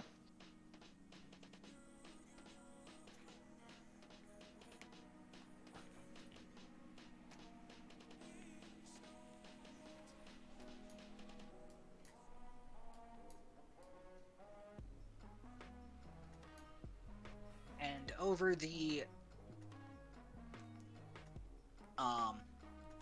ship-wide intercom, the captain says, "It should only be a couple of days until our arrival at our first stop."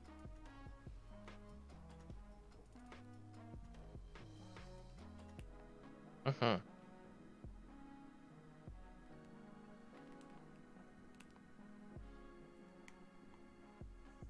So,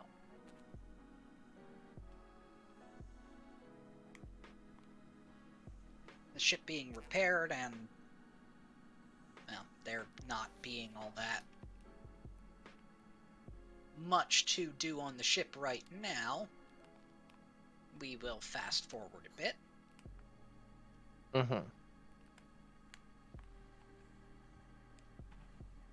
To about the time when Obalak and Sharn can have their conversation somewhere. For context, this will be later in the day, probably after supper sometime, and this will still be the same day, obviously. You may decide where you want to have this conversation and who to speak with, who is around. I assume it's just Sharn and Obalak. It'll just be us So, two. Probably in the common area. out of character, depending on what it is, I'm gonna have to talk to Magnus about some of it.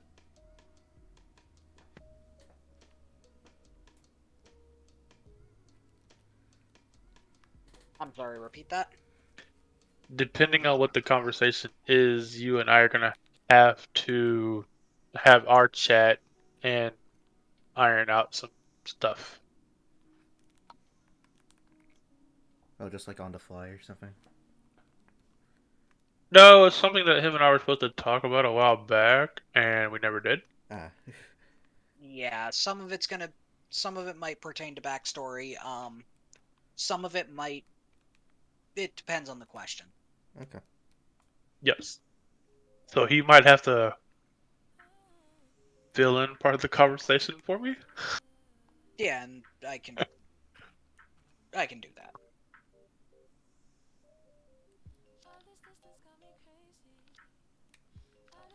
All right. Okay. So what did you want to talk about? Are you a Jedi?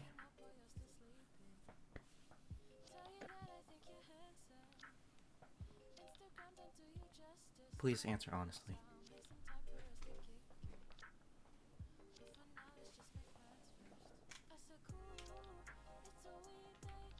Un momento.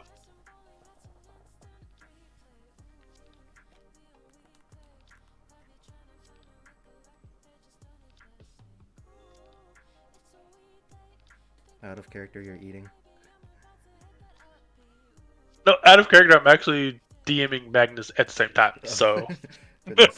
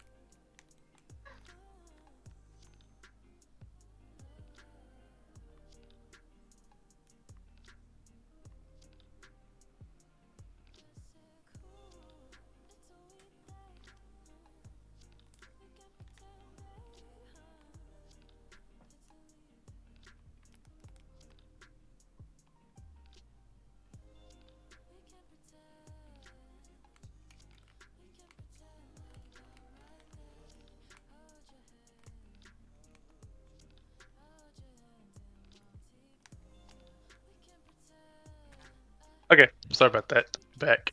Alright. Let's just say that I'm still new to being a Jedi.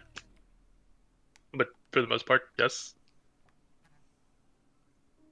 So, what exactly is that lightning power that Vasani uses?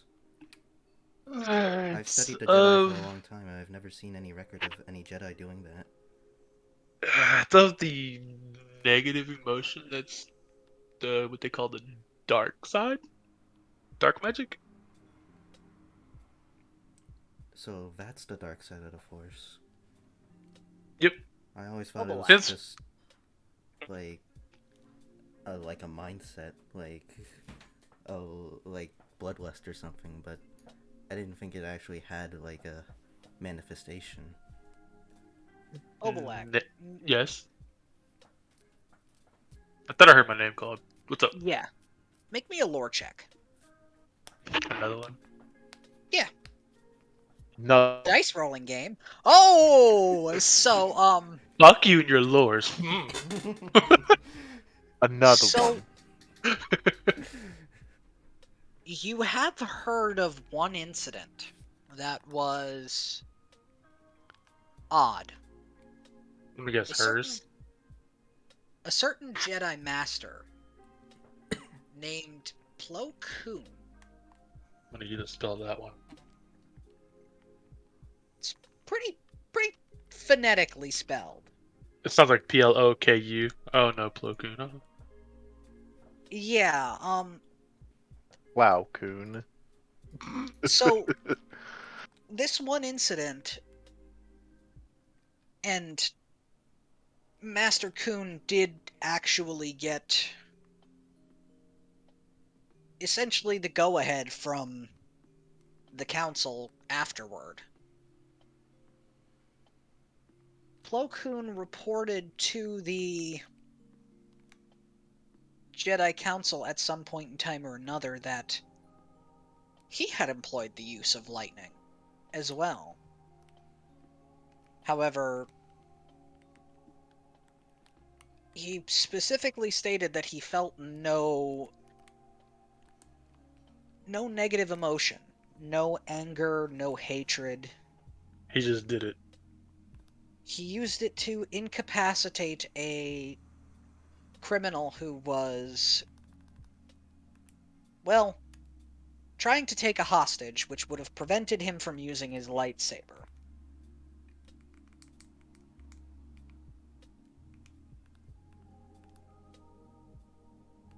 And the only answer he got from the Jedi Council, specifically from the Grand Master himself, Yoda, was that he should meditate on it and explore the potential of this.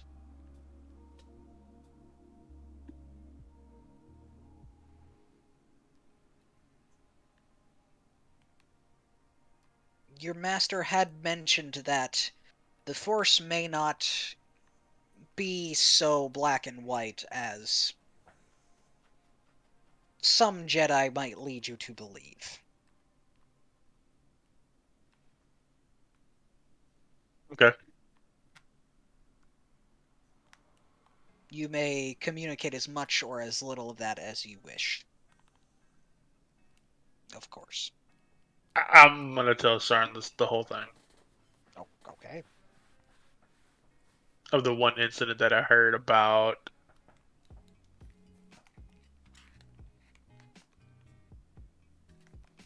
That's still, from how he describes it, it sounds different than what Vasani did, though. She mentioned Yeah, anger and sadness. but he.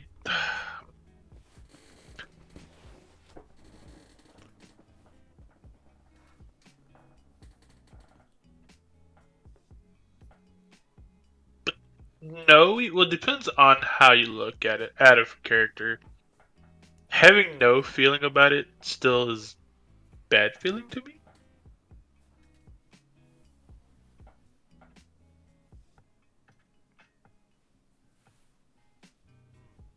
It's not that he had no feeling about it, it's that he didn't feel negative emotion as lightning usually, as Force lightning is traditionally thought to Be negative. be correct. See, I don't know. I didn't know. I don't know Vasani's full story because she told. Wait, was I in the room with him? No, because she was telling him that stuff about the kid in the.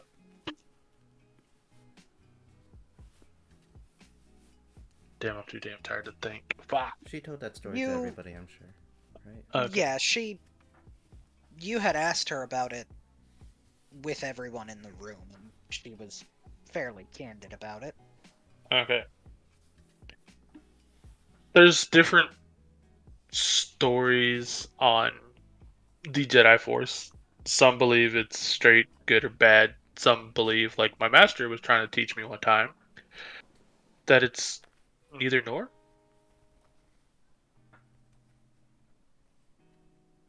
Henceforth, the story of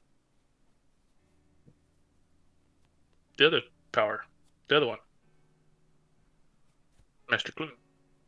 Coon. God, I can't say that. So you're You saying would That know makes that any he sense. called. You would know that he called that version of lightning electric judgment, rather than force lightning. A semantic difference, but a difference So nonetheless. would that make it difference between light and dark? Specifically, the noted difference is Master Plo Koon's lightning was non-lethal.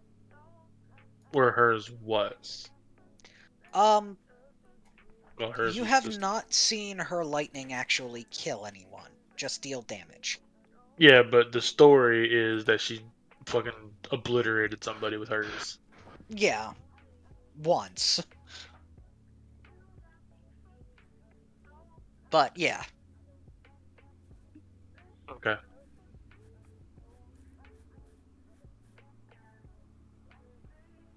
We just have to watch her. that makes sense. You mentioned your master, right? I'm assuming he's not around anymore, is he? No, she died. She sacrificed her life to let me escape the order. What order? Order 66. Wait, yeah, that is known around here, right? Or do they not know about Order 66? So Out of character. Here we go. Yeah, this is what I was talking about. it's not known as Order 66 by. I don't think it's known as Order 66 by the common people or by any of the Jedi survivors. Really, it would be more known as the Great Jedi Purge to survivors of it. Rewind. So she sacrificed herself in probably what you've heard as the Jedi Purge. I heard of it. What specifically Yes. happened? Why did that happen?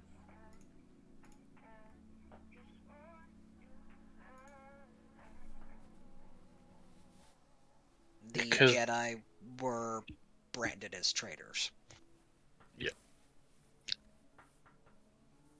Do you know how that came to be? Why the Jedi became traitors all of a sudden? Well, we didn't. But that's what they wanted everybody to believe.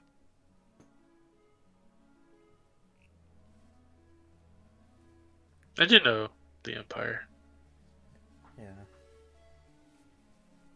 Yeah, and when he says that, you would know that the Empire has been quite insistent on their propaganda of the Jedi were insurrectionists. They were trying to overthrow the Supreme Chancellor, and specifically, a group of Jedi tried to assassinate the Chancellor, is what the Chancellor himself has stated and is the official propaganda of the Empire.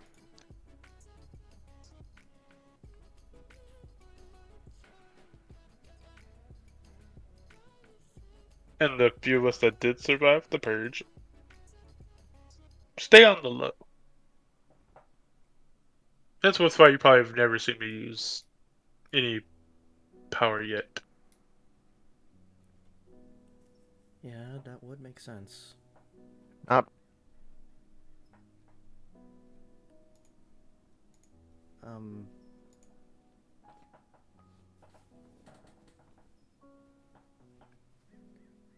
Have you so other than your former master, was there anyone else that was a Jedi that you know of? That Looks could at still be Magnus. around. The could still be around part, not that you're aware of.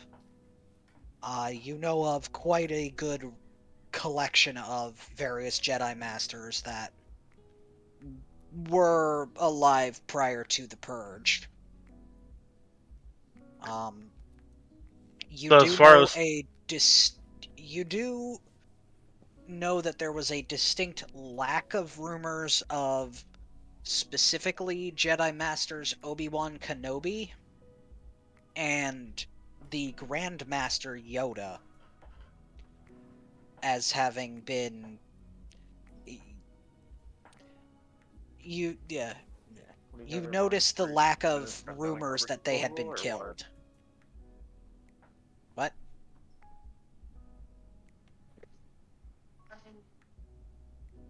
So as far as them being alive, or more Jedi being alive, I'm uncertain. But there was Uncertain, but there is a chance that, given the lack of rumors, that at least those two are alive. Why are you running that? Are you gonna put that Hey down the Sky, garbage can you put your mic up when you're No, I'm gonna turn on. talking to other people, please? I had my mic up. What the fuck? yeah, we heard you conversation. Fuck. Hold on. But yeah, So for the rumors of certain masters, they kind of dwindled. So I'm beginning to wonder if they're alive, if they're actually alive. yeah, the lack of rumors of the demise Makes me of think they're alive. correct. Because the ones that were killed, it was very clear that they were killed. But those two, it's kind of Yeah, the propaganda seems less sure that those two are dead. That they're gone. pretty much that they're probably alive still. And you also have heard rumors of an individual clad entirely in black armor wielding a crimson lightsaber that goes by the name of Darth Vader and is known to hunt what are believed to be remaining Jedi.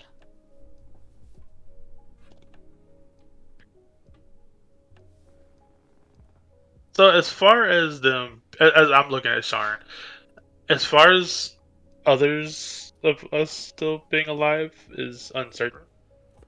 But there is a rumor of one just in clad black leather, one that they call Darth Vader. Yes, the Emperor's right hand. Just still hunting us, so. And I leave out the part about Yoda and Obi-Wan until I kind of get to know Sharn. I kind of omit that part of the conversation. So, you being a Mandalorian, is that a cover-up or what's the story behind that?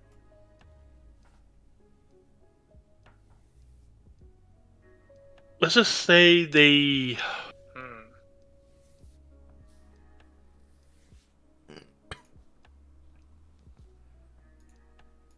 They took me in and sheltered me.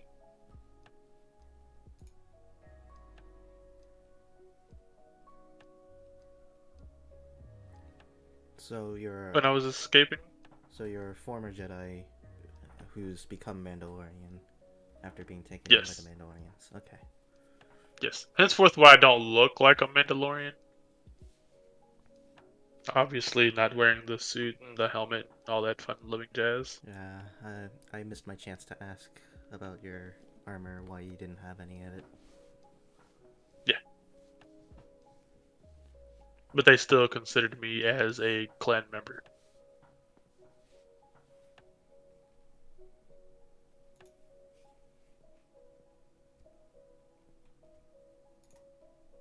So yes, I'm a Jedi Mandalorian. I know.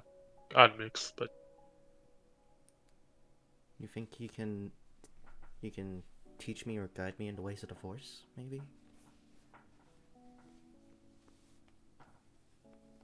I can try, yes. If you're willing to learn. I'm very willing to learn. I've discovered these powers years ago, but I never quite knew why I really had them and what I could really do with them. So,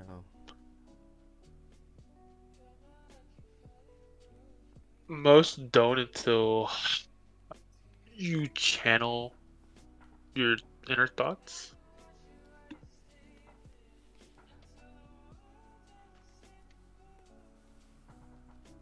There's a lot to learn. It's not just yes. another important question. Do you also have a lightsaber as well? I kind of glance around the room, make sure there's nobody in it. I kind of like just slowly like pull my cloak up to the side and reveal the hilt on the side. I also do the same, reveal mine. I kind of keep it well hidden for the time being,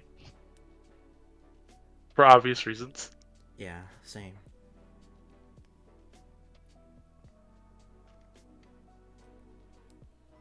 Fucking the only way I can actually use mine is the power. Okay, yeah. Out of character, I can't actually wield it yet, but I can, but I can't, kind of thing.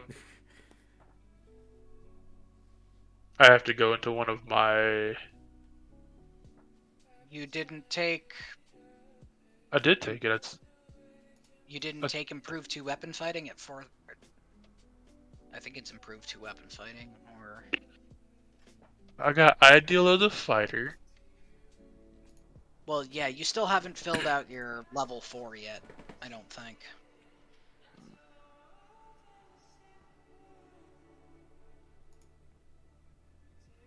Because you The- should have a feat here. Oh, I don't have a feat, do I? No, and level 4 you can take the feat that would allow you to use it. Fucking A, we're gonna put that on the character sheet. So I can use it.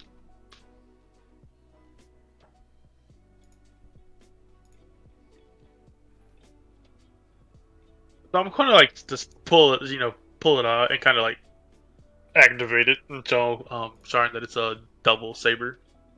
A double saber. I've heard stories about it. I've only, out of the Jedi, I've only seen the temple guards wield them. It's a lot of training with this one.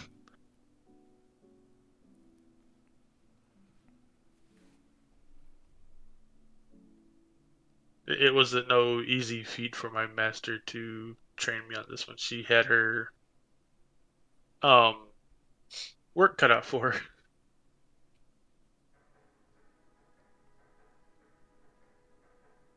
Out of character, what color is it? Out of character, I have no idea. I'll decide right now. What are we talking about? Traditional color for a Sentinel would be yellow, Oh, but so it's yellow. it can be whatever color you want it to be. Let's go with yellow. Rainbow polka dotted yellow bikini. I don't care. No, we're going with yellow. May I see it? Just I just kind of I deactivate it and I hand it over. Alright, let me look at my... I'm pretty sure I had a cantrip for Can this. you wield this one?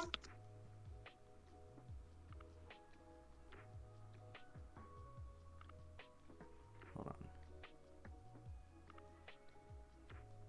Not a cantrip, but this is the spell, I believe. The one that I accidentally clicked earlier. Yeah.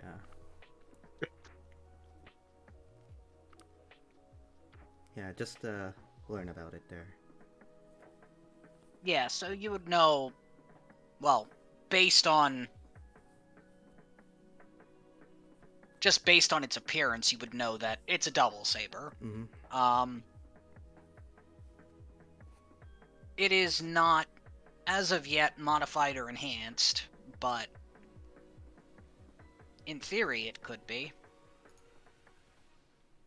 So it's not modified, so it doesn't have any modifications on it, it's just a normal double saber. Correct. For the time being.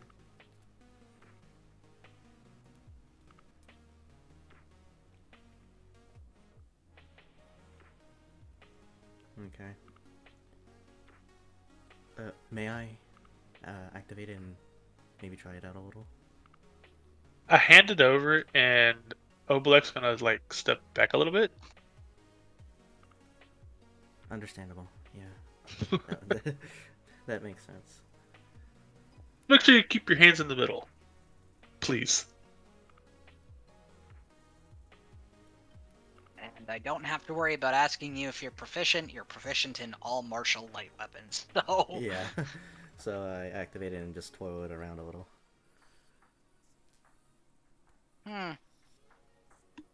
Oh? Did I just hear somebody? You boys having fun? I quickly deactivate the lightsaber and hide it. What are you talking about? Kind of like, what? What?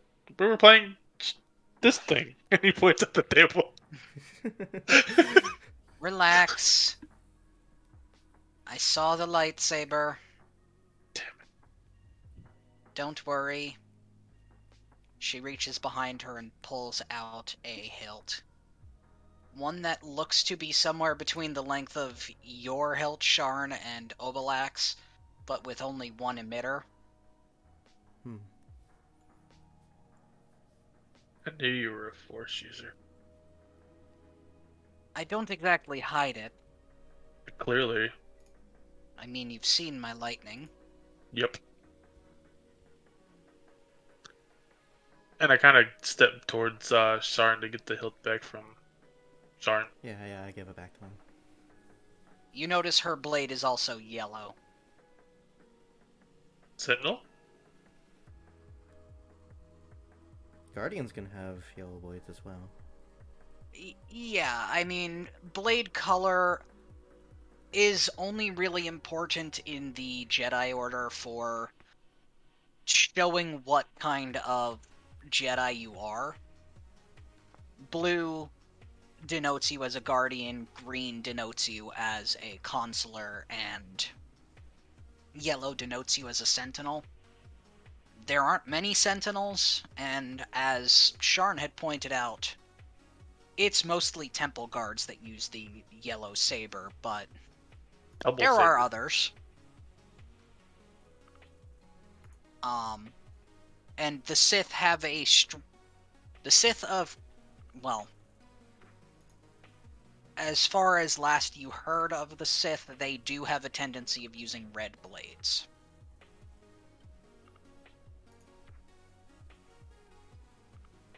I'm not a member of any order as far as I'm aware.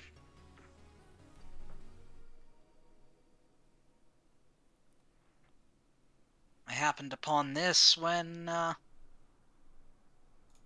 it called to me on someone that I removed from being a slaver. Permanently.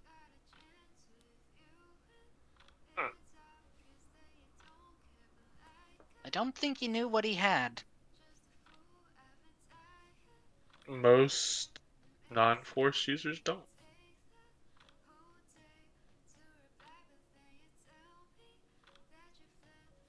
Some Yeah. do, but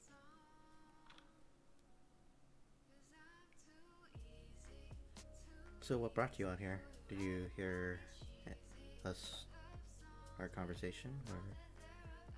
No, I thought I would come and sit in one of the chairs, but I didn't know you'd actually be having your conversation out in the open. Much less brandishing your lightsaber. We were under the assumption everyone was asleep, so it's a little awkward.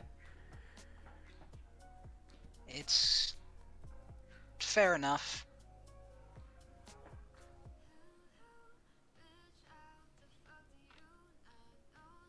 tell me more about your story.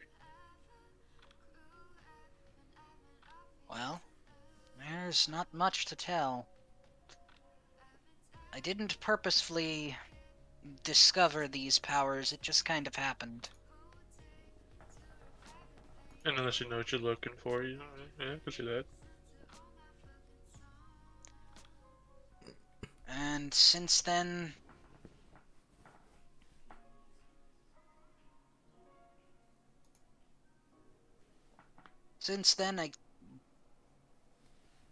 the lightning is more of a tool than anything. It has no. Hmm. I have to call up the memory of the event to use it. It is a painful one, but otherwise I try not to indulge in those emotions unless the situation demands. There are ways to not always have to remember that memory.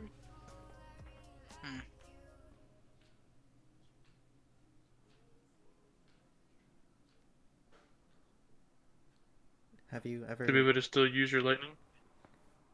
considered using your lightning without recalling those memories?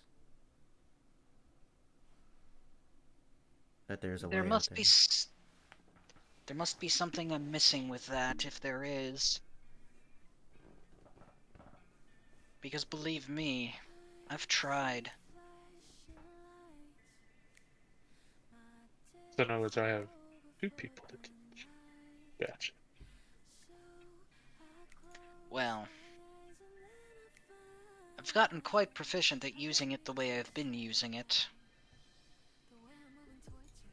Yes, but that's also not a good way to doing that.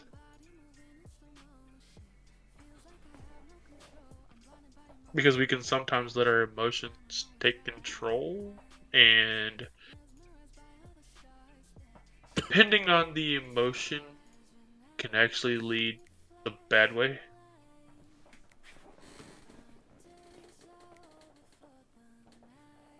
So enlighten me. Hmm.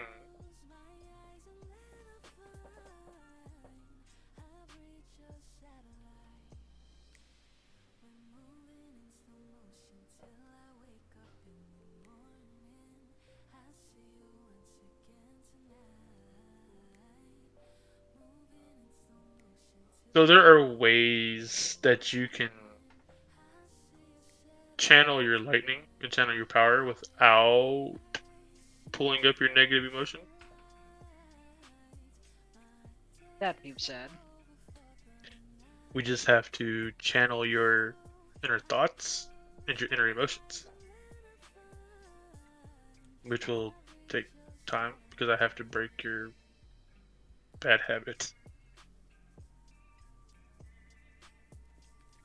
But you have to be willing to learn. Some things my master always told me.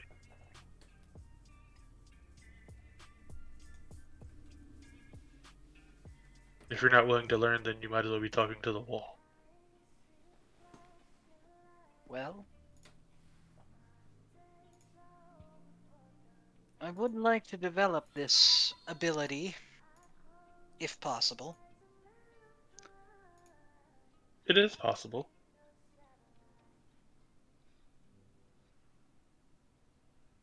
Because again, like I said, if you channel your negative thought and your negative energy,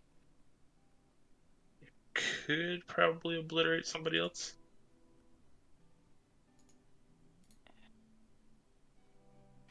Well, And they kind of don't want to see that.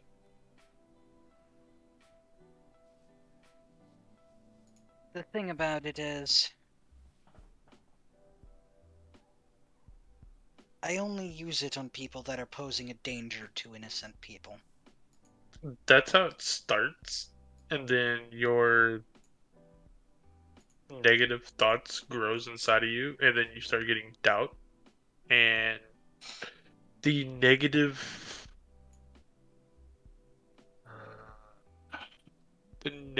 energy starts to take control of you. Hmm.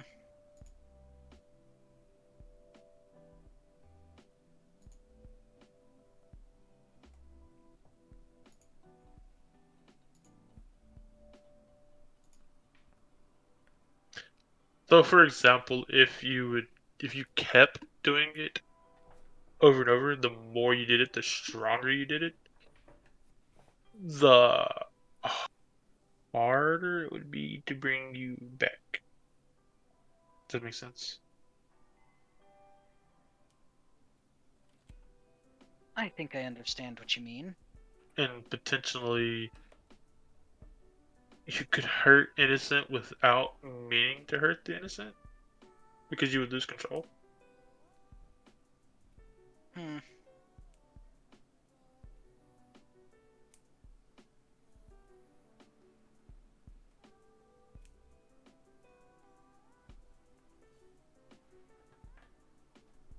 You mentioned some other powers when we talked earlier. Do you also tap into that painful memory when using those powers? Who, No, me or her? Oh, her. those are much easier to conjure. She'll pick up a cup from the table and pull it towards her. That's far less difficult to channel than a bolt of lightning. Though, I'm not sure this lack of control that you're talking about. I've read about it a little. It's called the dark side of the Force. I don't know much about it, admittedly. The Jedi seem to have been very hush hush about it, but it's said that after using the dark side of the Force, you lose yourself. You become a slave to it, almost. And eventually, like, hurt people, innocent people, and go out on a power-hungry sort of killing spree. That's what I heard, at least. One of the reasons why the Jedi were founded in the first place. You might be right, you might be wrong. That being said, I have no desire for power in that regard. Just enough to free my sister from whatever utter scumbag has her. We'll help you free your sister under one condition. She raises an eyebrow. Oh? Depending on when we see her, I don't want you using your lightning.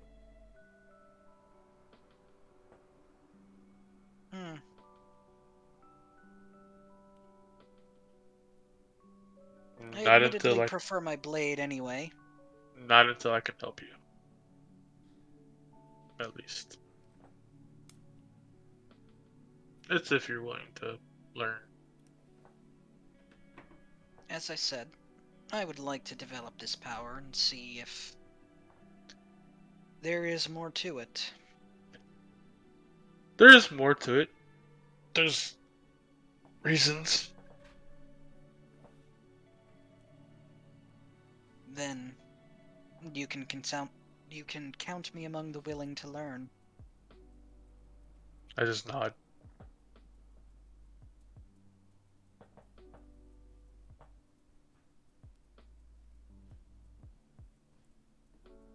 And so the veil lifts from all of us. Mm-hmm. Also, this stays between the three of us. Nobody. Well, he looks at Basani. They already know you're a Force user. Correct. I can't But remember. I can't remember if Sharn used any of his powers yet or not. He did because he used Reflect. Yeah, I've used them, but I don't know if anyone's noticed them. So. So again, this stays between the three of us. Nobody Didn't knows what we Sharn- are. Didn't Sharn use a lightsaber to break that door down? We didn't Did see he? that though. Oh, okay. Nobody that was.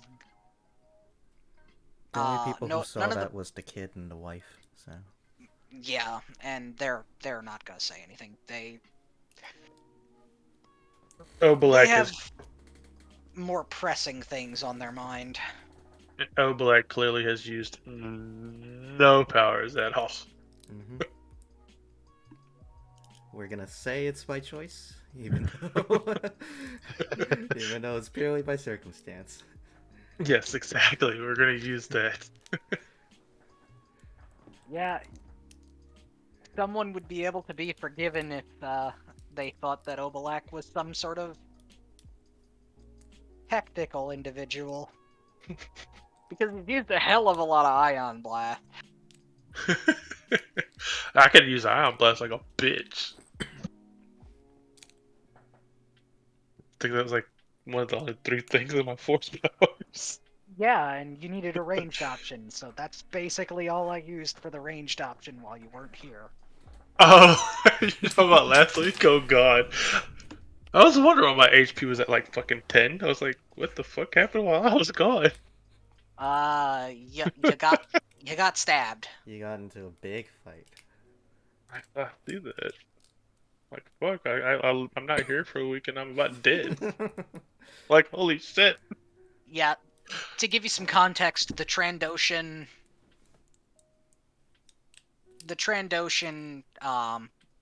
bounty hunters had well, minus the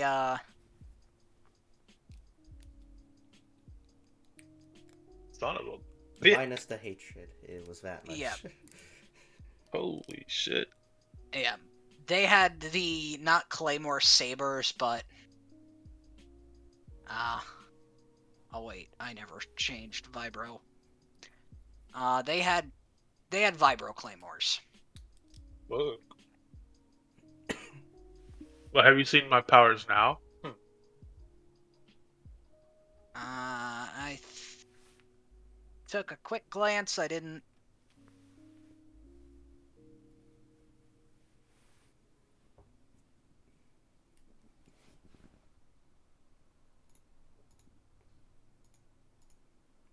Nice, nice.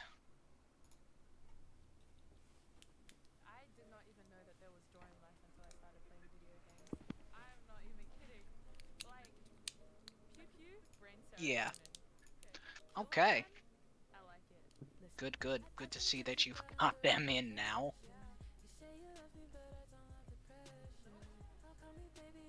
I just gotta add the level 4 feet in the toolkits and that's it. Yep. But I couldn't and, find the toolkits. Unless I'm fucking tripping. They're under character. No. Loot, adventuring gear, and then if you just put kit, there's a whole category of kits. Oh, so it's literally just the implement stuff. Okay. Yeah. So I thought there was more than that. I was just like, there's something missing? Question mark? Yeah, in the rules section, there is explanations of each kit. It's not as Gotcha. detailed as the 5e, but that's not saying much. Gotcha. Okay. So yeah, I can also tell you what a kit does if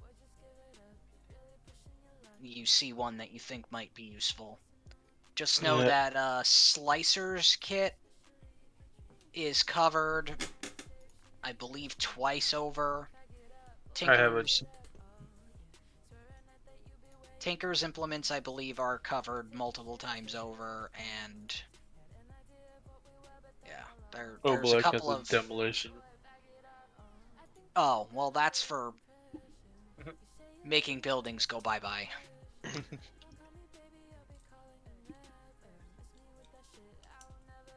So, yeah. But that's the reason why I have not been using my powers, so...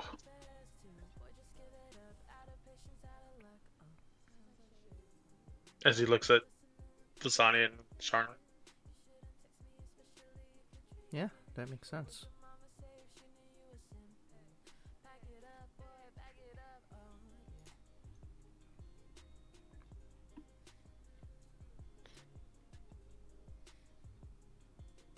I think I'm gonna call it here for tonight. Alright, Okay. Sorry, dude.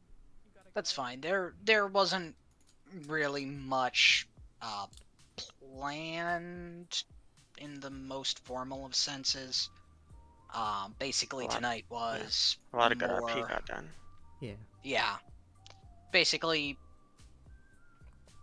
player characters getting to know each other. And my secret came out. Everyone's secrets. Everyone's came secrets, out, just, yeah. So, So I still do have a question. Good night. Night, Right. man. have a good evening. But Is that in character or out of character? Out of character. What Okay. is the yellow aura around Fasani? Because you never did tell me. And what is the blue one around Sharp? It's Okay, so Guardian Aura, which is a 3rd level feat, right? Second or third level class feature, yeah. Yeah. The Guardian gets multiple different aura options. Right now, if you're if you're standing within Vasani's aura, the first attack you hit with on your turn gets her charisma modifier as additional damage. Or melee attacks, right? For melee attacks only, yes. Mhm. Okay. And I don't remember what Sharn's is, but it's something light side oriented. Yeah, let me look at mine real quick.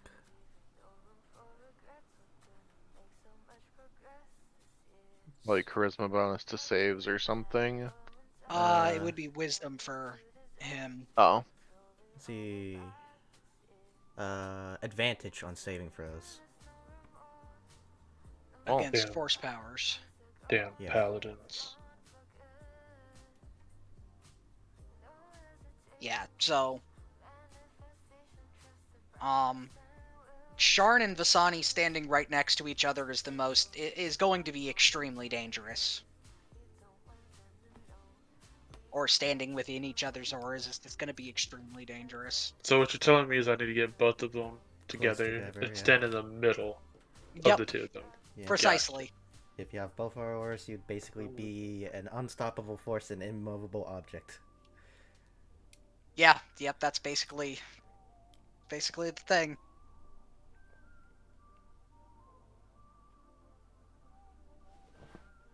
And all of the aura functions overlap. So like when you get another aura feature, it's just added, it's not actually instead of. Oh Jesus. So Yeah, like just I like could paladin auras. Yep, I could That's take why I said damn paladin. Yeah. Yep.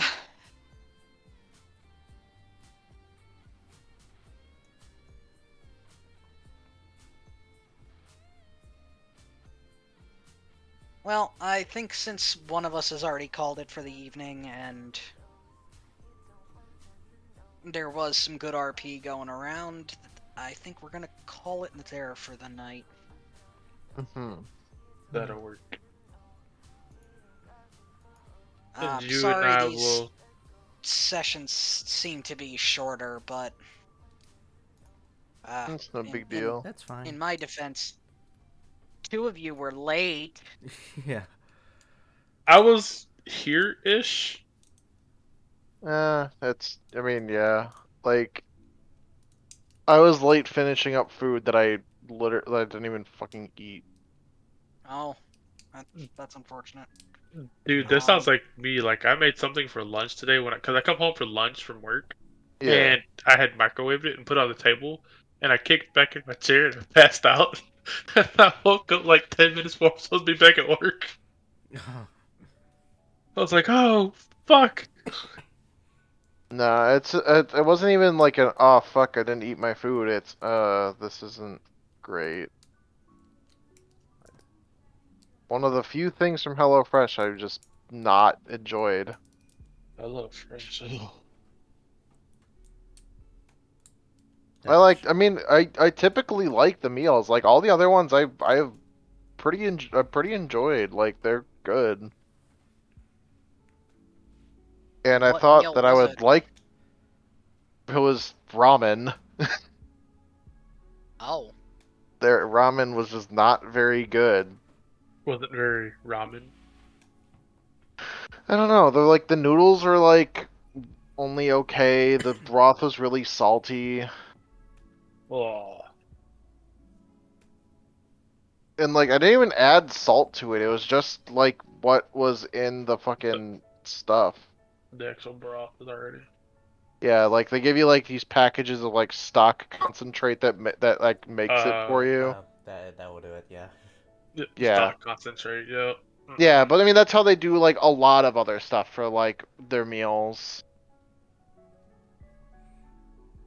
You know, they just give you the concentrate stuff and then you add, Did you add enough water to yeah, dilute like it? liquid or water. Did you add It enough water said to 3.5 cups of water, and that's how much I added. I added a little bit extra. Might want to add a little bit extra next time. Yeah. Yeah, I mean, next time I just won't do it because it was an extra like $9 or something. Ew. That So sucks.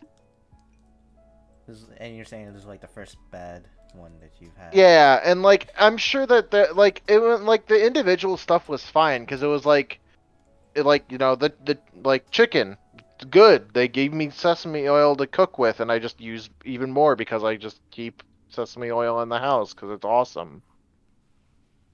Mushrooms good. Spinach didn't really have a taste. I don't really eat spinach, but like it was like it's whatever, it's there. Spinach has no taste. Yeah. It just kind of And then the noodles were only okay. They weren't really like I don't know. I don't know what was wrong with the noodles. I don't know. Like everything together should have been fine, but it was just like eh. Y'all ready for Tuesday? Yeah, I was on for a little bit. I was just like messing around with glams and whatnot. I'm going to be like very out of practice because I haven't. Bruh. Like I logged on last week to do alliance raids, and I just realized just how out of practice I am. I was just like, oh no, I'm missing this button and this button. Yeah, What's the I last still have to like actually fix up my hotbars because when I switched my computer over, I haven't really played since. You and me both, buddy. I had to, I have to reset all my hotbars and stuff. Like I've set them up for the most part, but like I don't know, man. I'm gonna log in on Tuesday. I'm gonna be mad that that they're taking away Hisatsu Kaiten. Yeah, what does I that haven't do? even. that's the It's a samurai button. You use it before all your EI jutsu to make them stronger. and they removed it.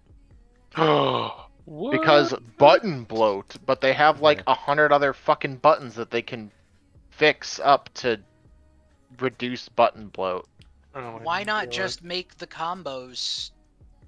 Well, I guess that wouldn't work for No, Samurai because openers are all yeah. the same, but it's less that. It's just more like, why dumb jobs down more? I haven't even well, read the so preliminaries. here's the thing. They could make the 1-2-3 combo on like tanks all one all just button, all the same button. Oh, like the PvP one. Yeah, they could do that because that would reduce button bloat. I mean, the only tank that has just a straight 1-2-3 is Dark Knight and Gunbreaker. Paladin and Warrior have split paths for them. Well, okay, but you could do it for Gunbreaker Paladin. would be the only one that I would think that needs that needs it, but like even then they cut down on the button bloat with the change for the powder combo just taking up the same button, and honestly that's good enough. I still wouldn't mind the initial combo being on one button. Eh. It's not necessary, but it doesn't dumb down the class. Because, like, sure, I click Q, E, R, or just Q, Q, Q. And then E is something else, and R is something else. Yeah, If I don't know. anything, it would just be more convenient for at least me, because, like, I don't know. My fingers don't like going certain ways, man.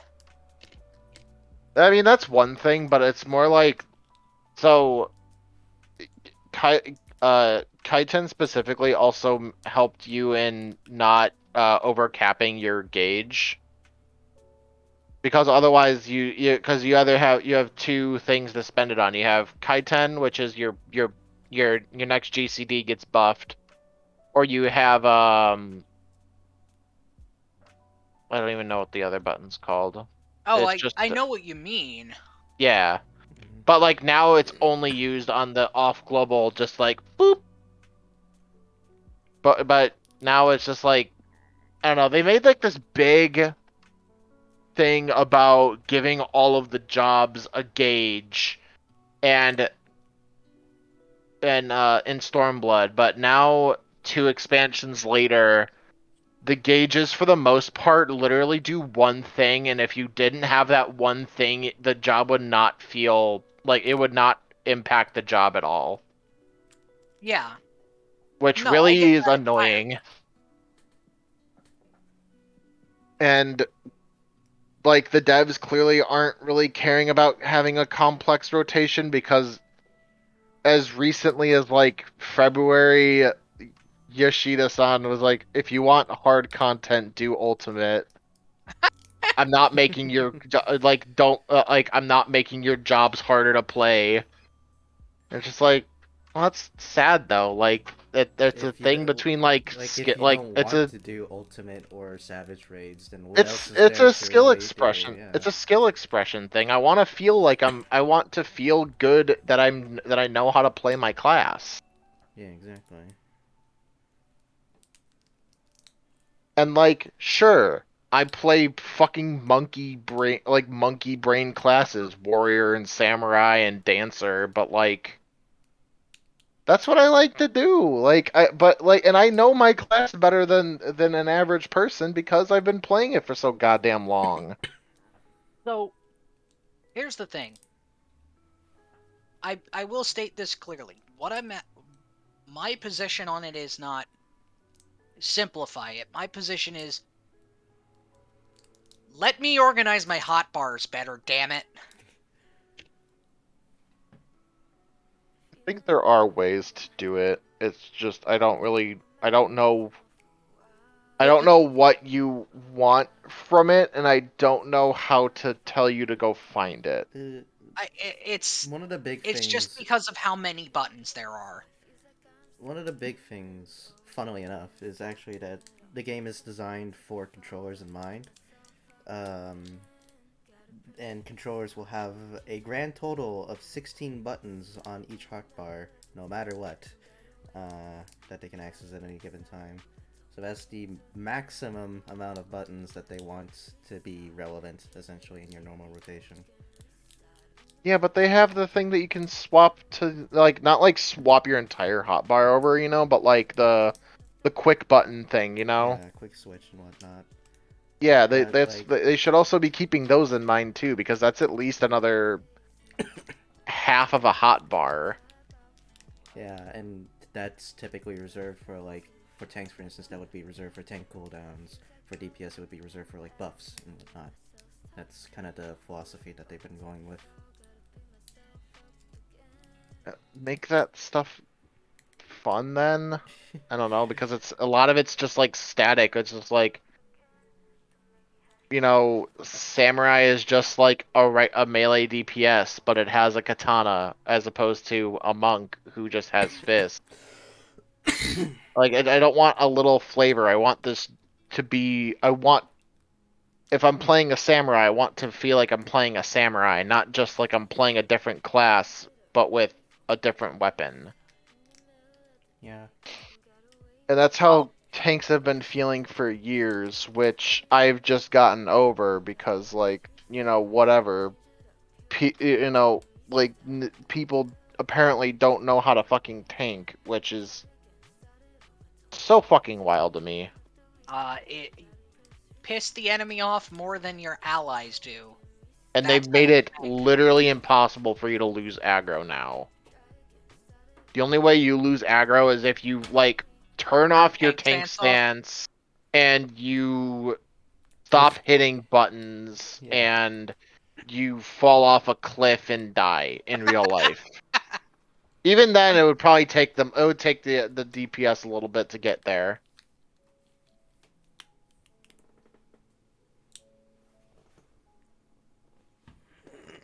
I don't know, man. I don't know if it's just me or if it's the paladin, but I find it incredibly difficult to keep aggro with Paladin. What? But then again, I also hate Paladin, so... It could just be that I don't know the optimal way of playing Paladin, and... don't because I hate it, so... Yeah.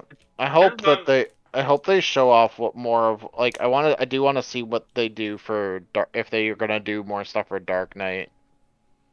Bruh, they see- need to... Dark Knight is I know, amazing. They right? need to do more with Dark Knight. Yeah, Dark Knights don't deserve rights apparently. I see we're getting a new mount. Chrissy's laughing at me about Dark Knight. Well, So you they're can tell giving Chrissy us- she can shut her mouth about the Dark Knight and keep the Dark Knight out of her mouth. What? So I see we're getting Pod 6. No, Dark Knights don't deserve anything besides their little story. So Chrissy's just jealous because Dark Knight has a really good story. Got it. I mean, she's played the Dark Knight story. She thinks it's good too. It's just that they don't get anything besides that because I really don't like playing Dark Knight. Bruh, I love Dark Knight. I don't like Endwalker Dark Knight. I haven't played Endwalker Dark Knight, if I'm being honest.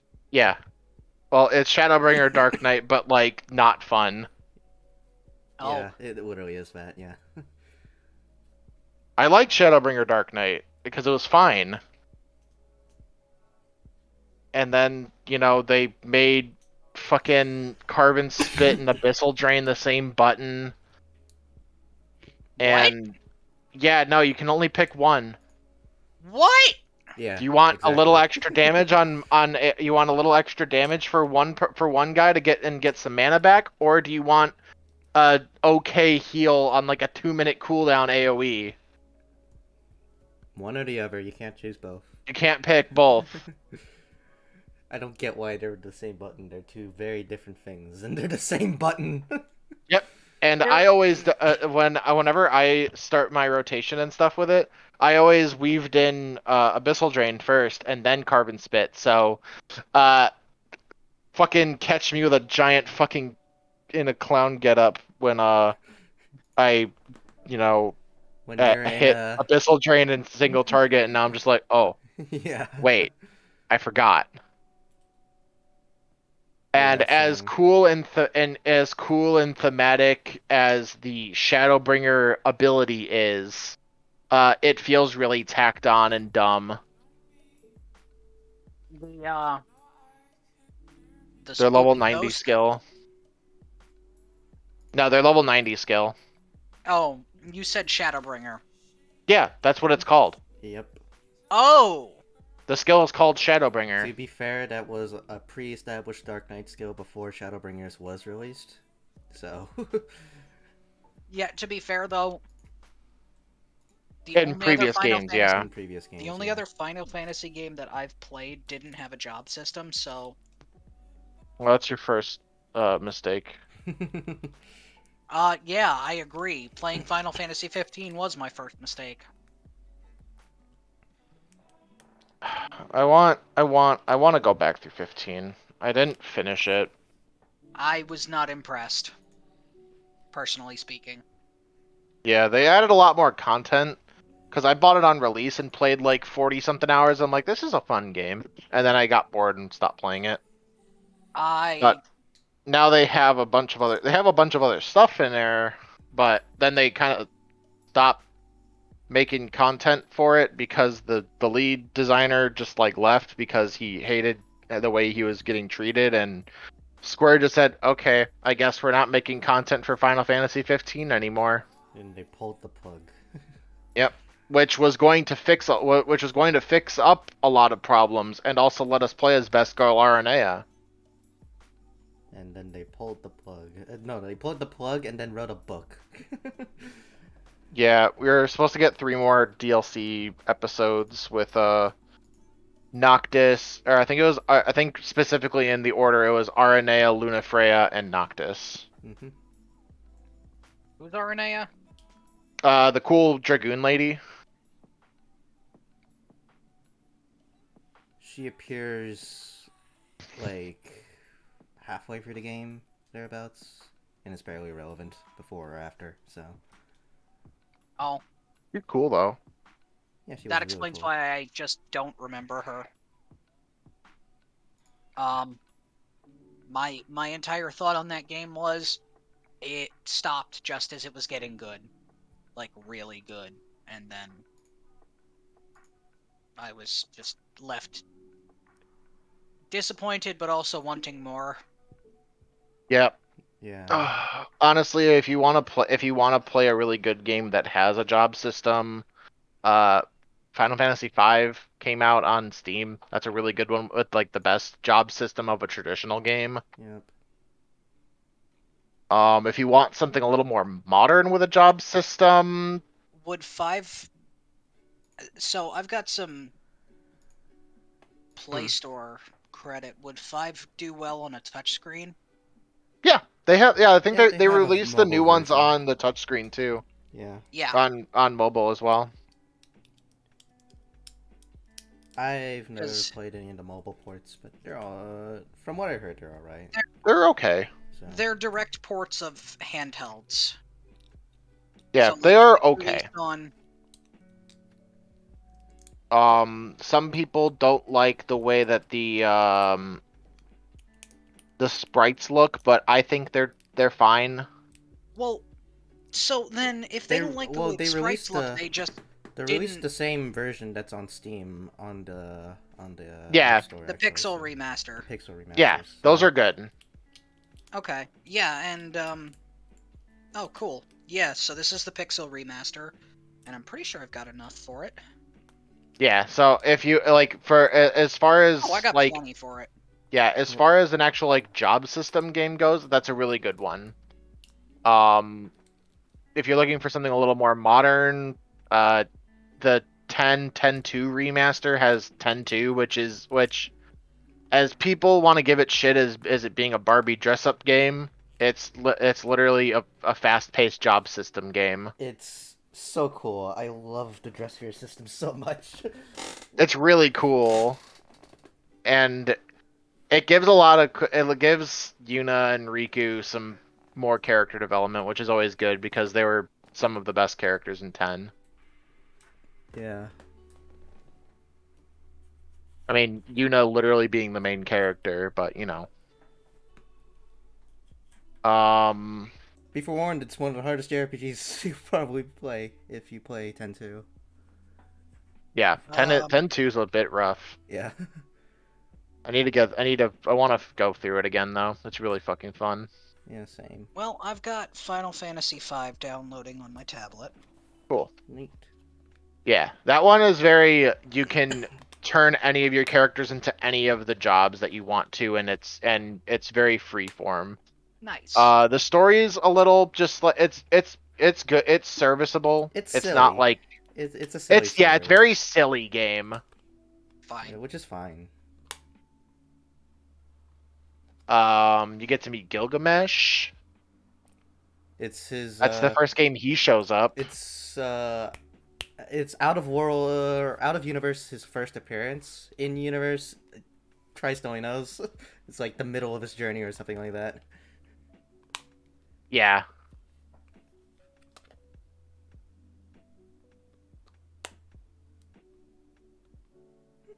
And then when you're done with that one, you can go with like my personal favorite is Final Fantasy VI.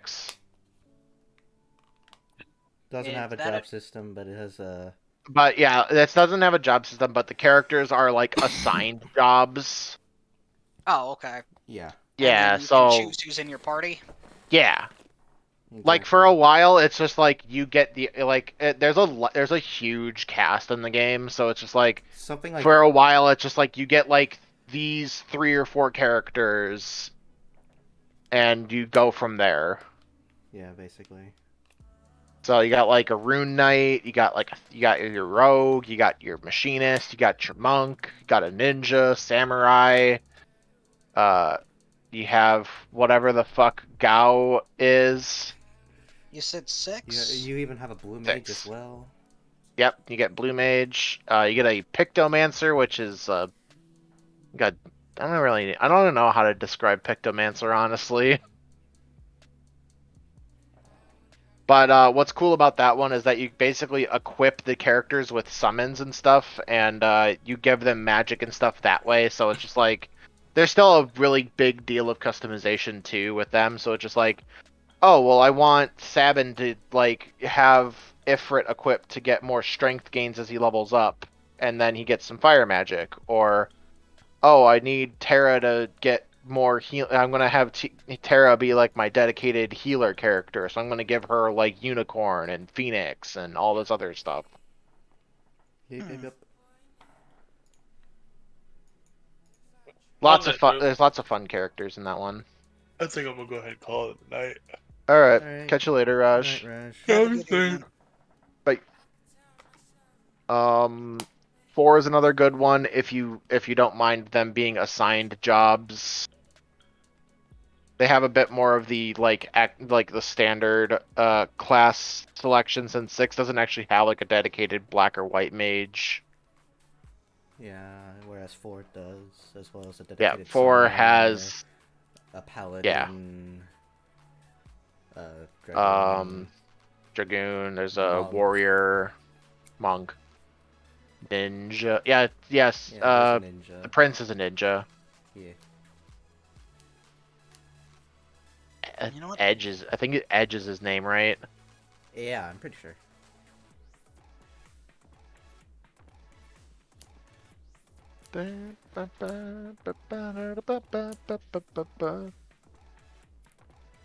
Yeah, after 6 though, there's like rarely any allusions to the job system except for like 9.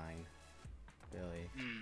9 is one I have not touched at all, 9 is unfortunately. one I haven't played of either, but it's similar to 4 and 6 where like there's no job system, but the characters themselves embody the jobs. So Yeah, like I know, like Zidane like a thief, and yeah. Vivi's a black mage, and Garnet's what, a white mage. Yep. Steiner's a knight, and so on and so forth.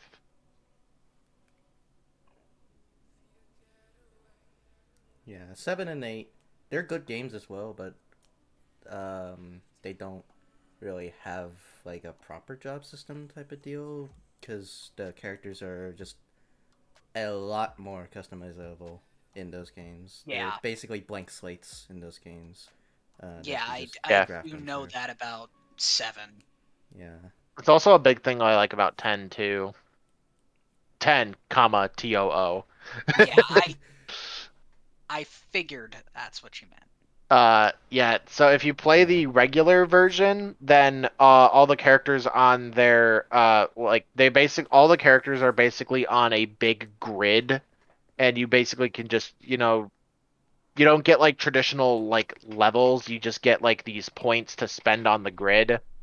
So you get different abilities as you go along, so you can pick different directions, be like, oh, I want to go this way and get this skill for Titus.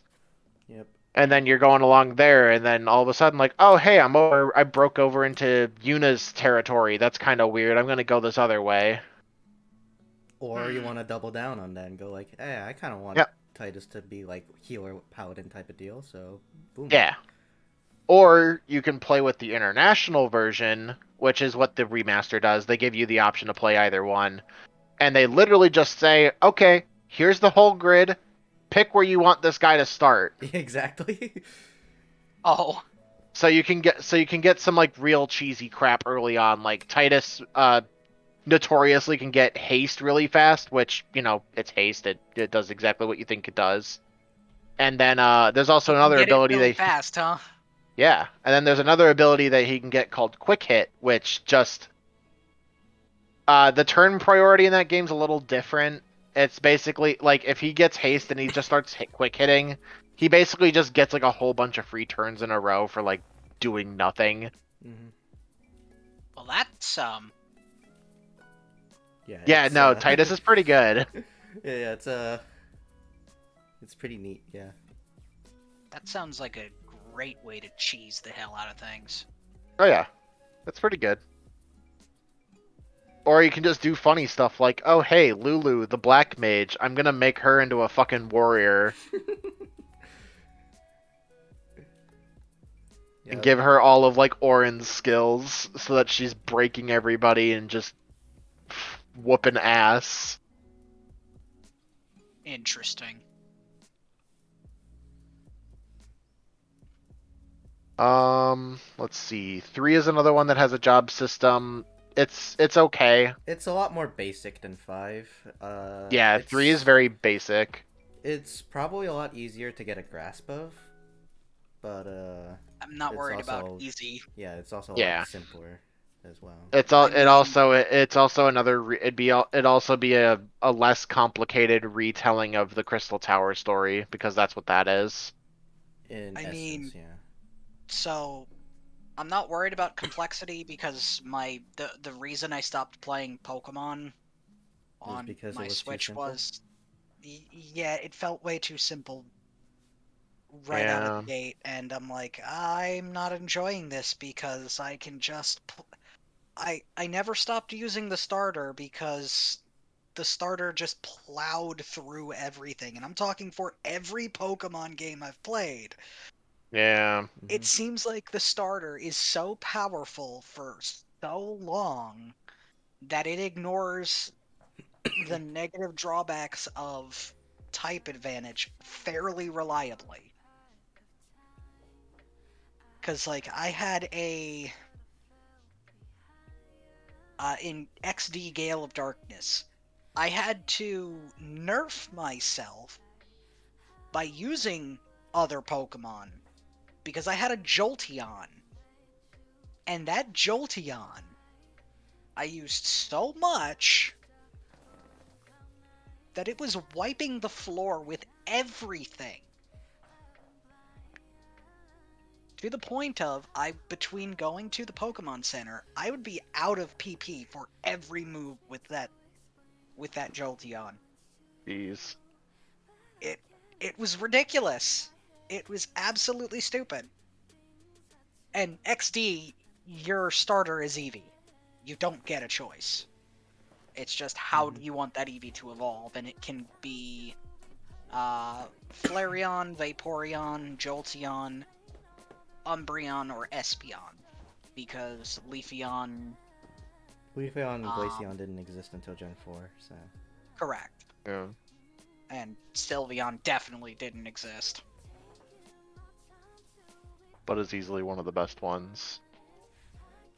Is Yeah. it? Yeah, it kind of is just the best Eevee now. Oh, Fairy type is busted. I don't know. Indeed. I like my Umbreon. I wanted an Umbreon, but I never found a Shadow Stone. Or Moonstone, or whatever the hell it's called. That's why you never got one because it doesn't have an item evolution. You evolve it with Friendship at night, is how you get Umbreon. Mm-hmm.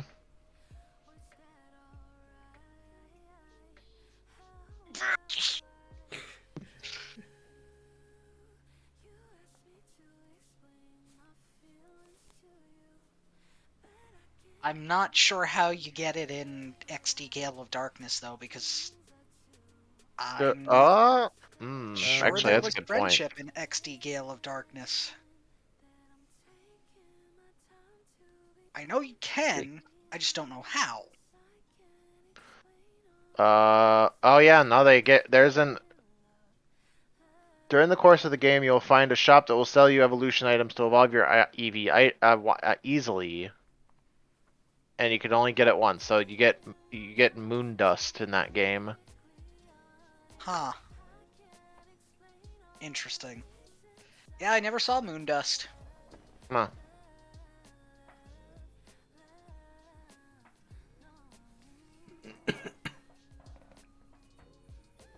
But can confirm, did take the Lightning Stone or the Thunder Stone or whatever it's called. You have to get a Jolteon.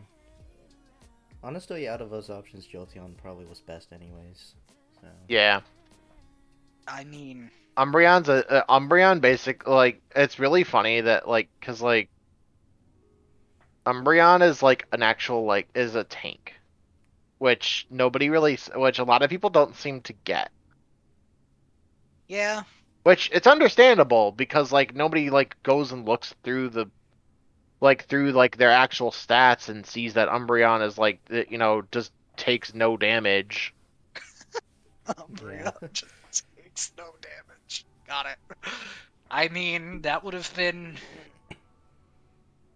Yeah, like for its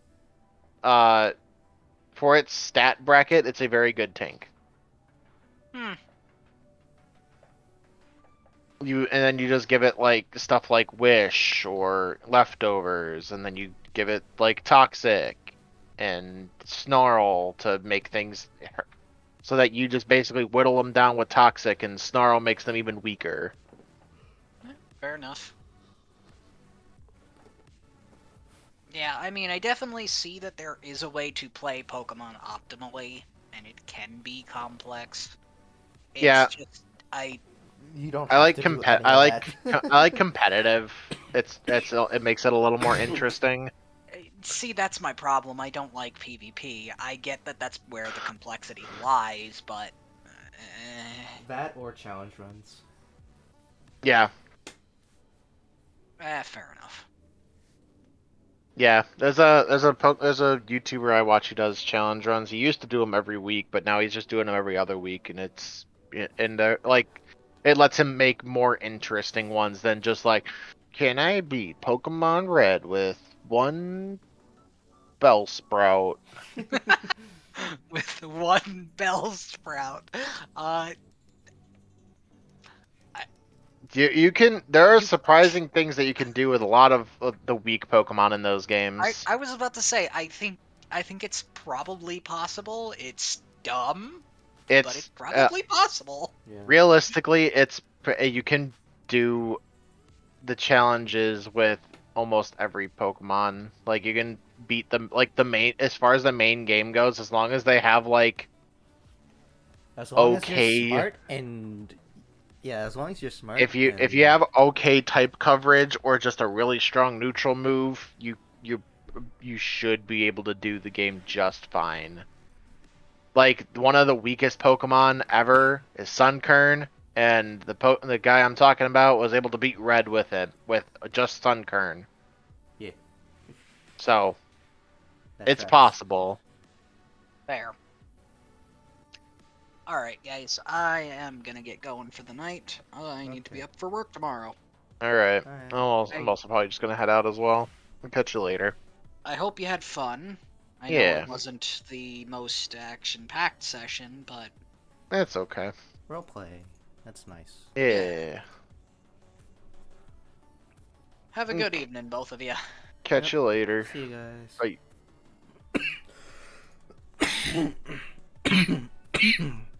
Oh god. Okay. Hopefully I'm not as late in uploading this one as I did with last one because I just uploaded it. So yeah.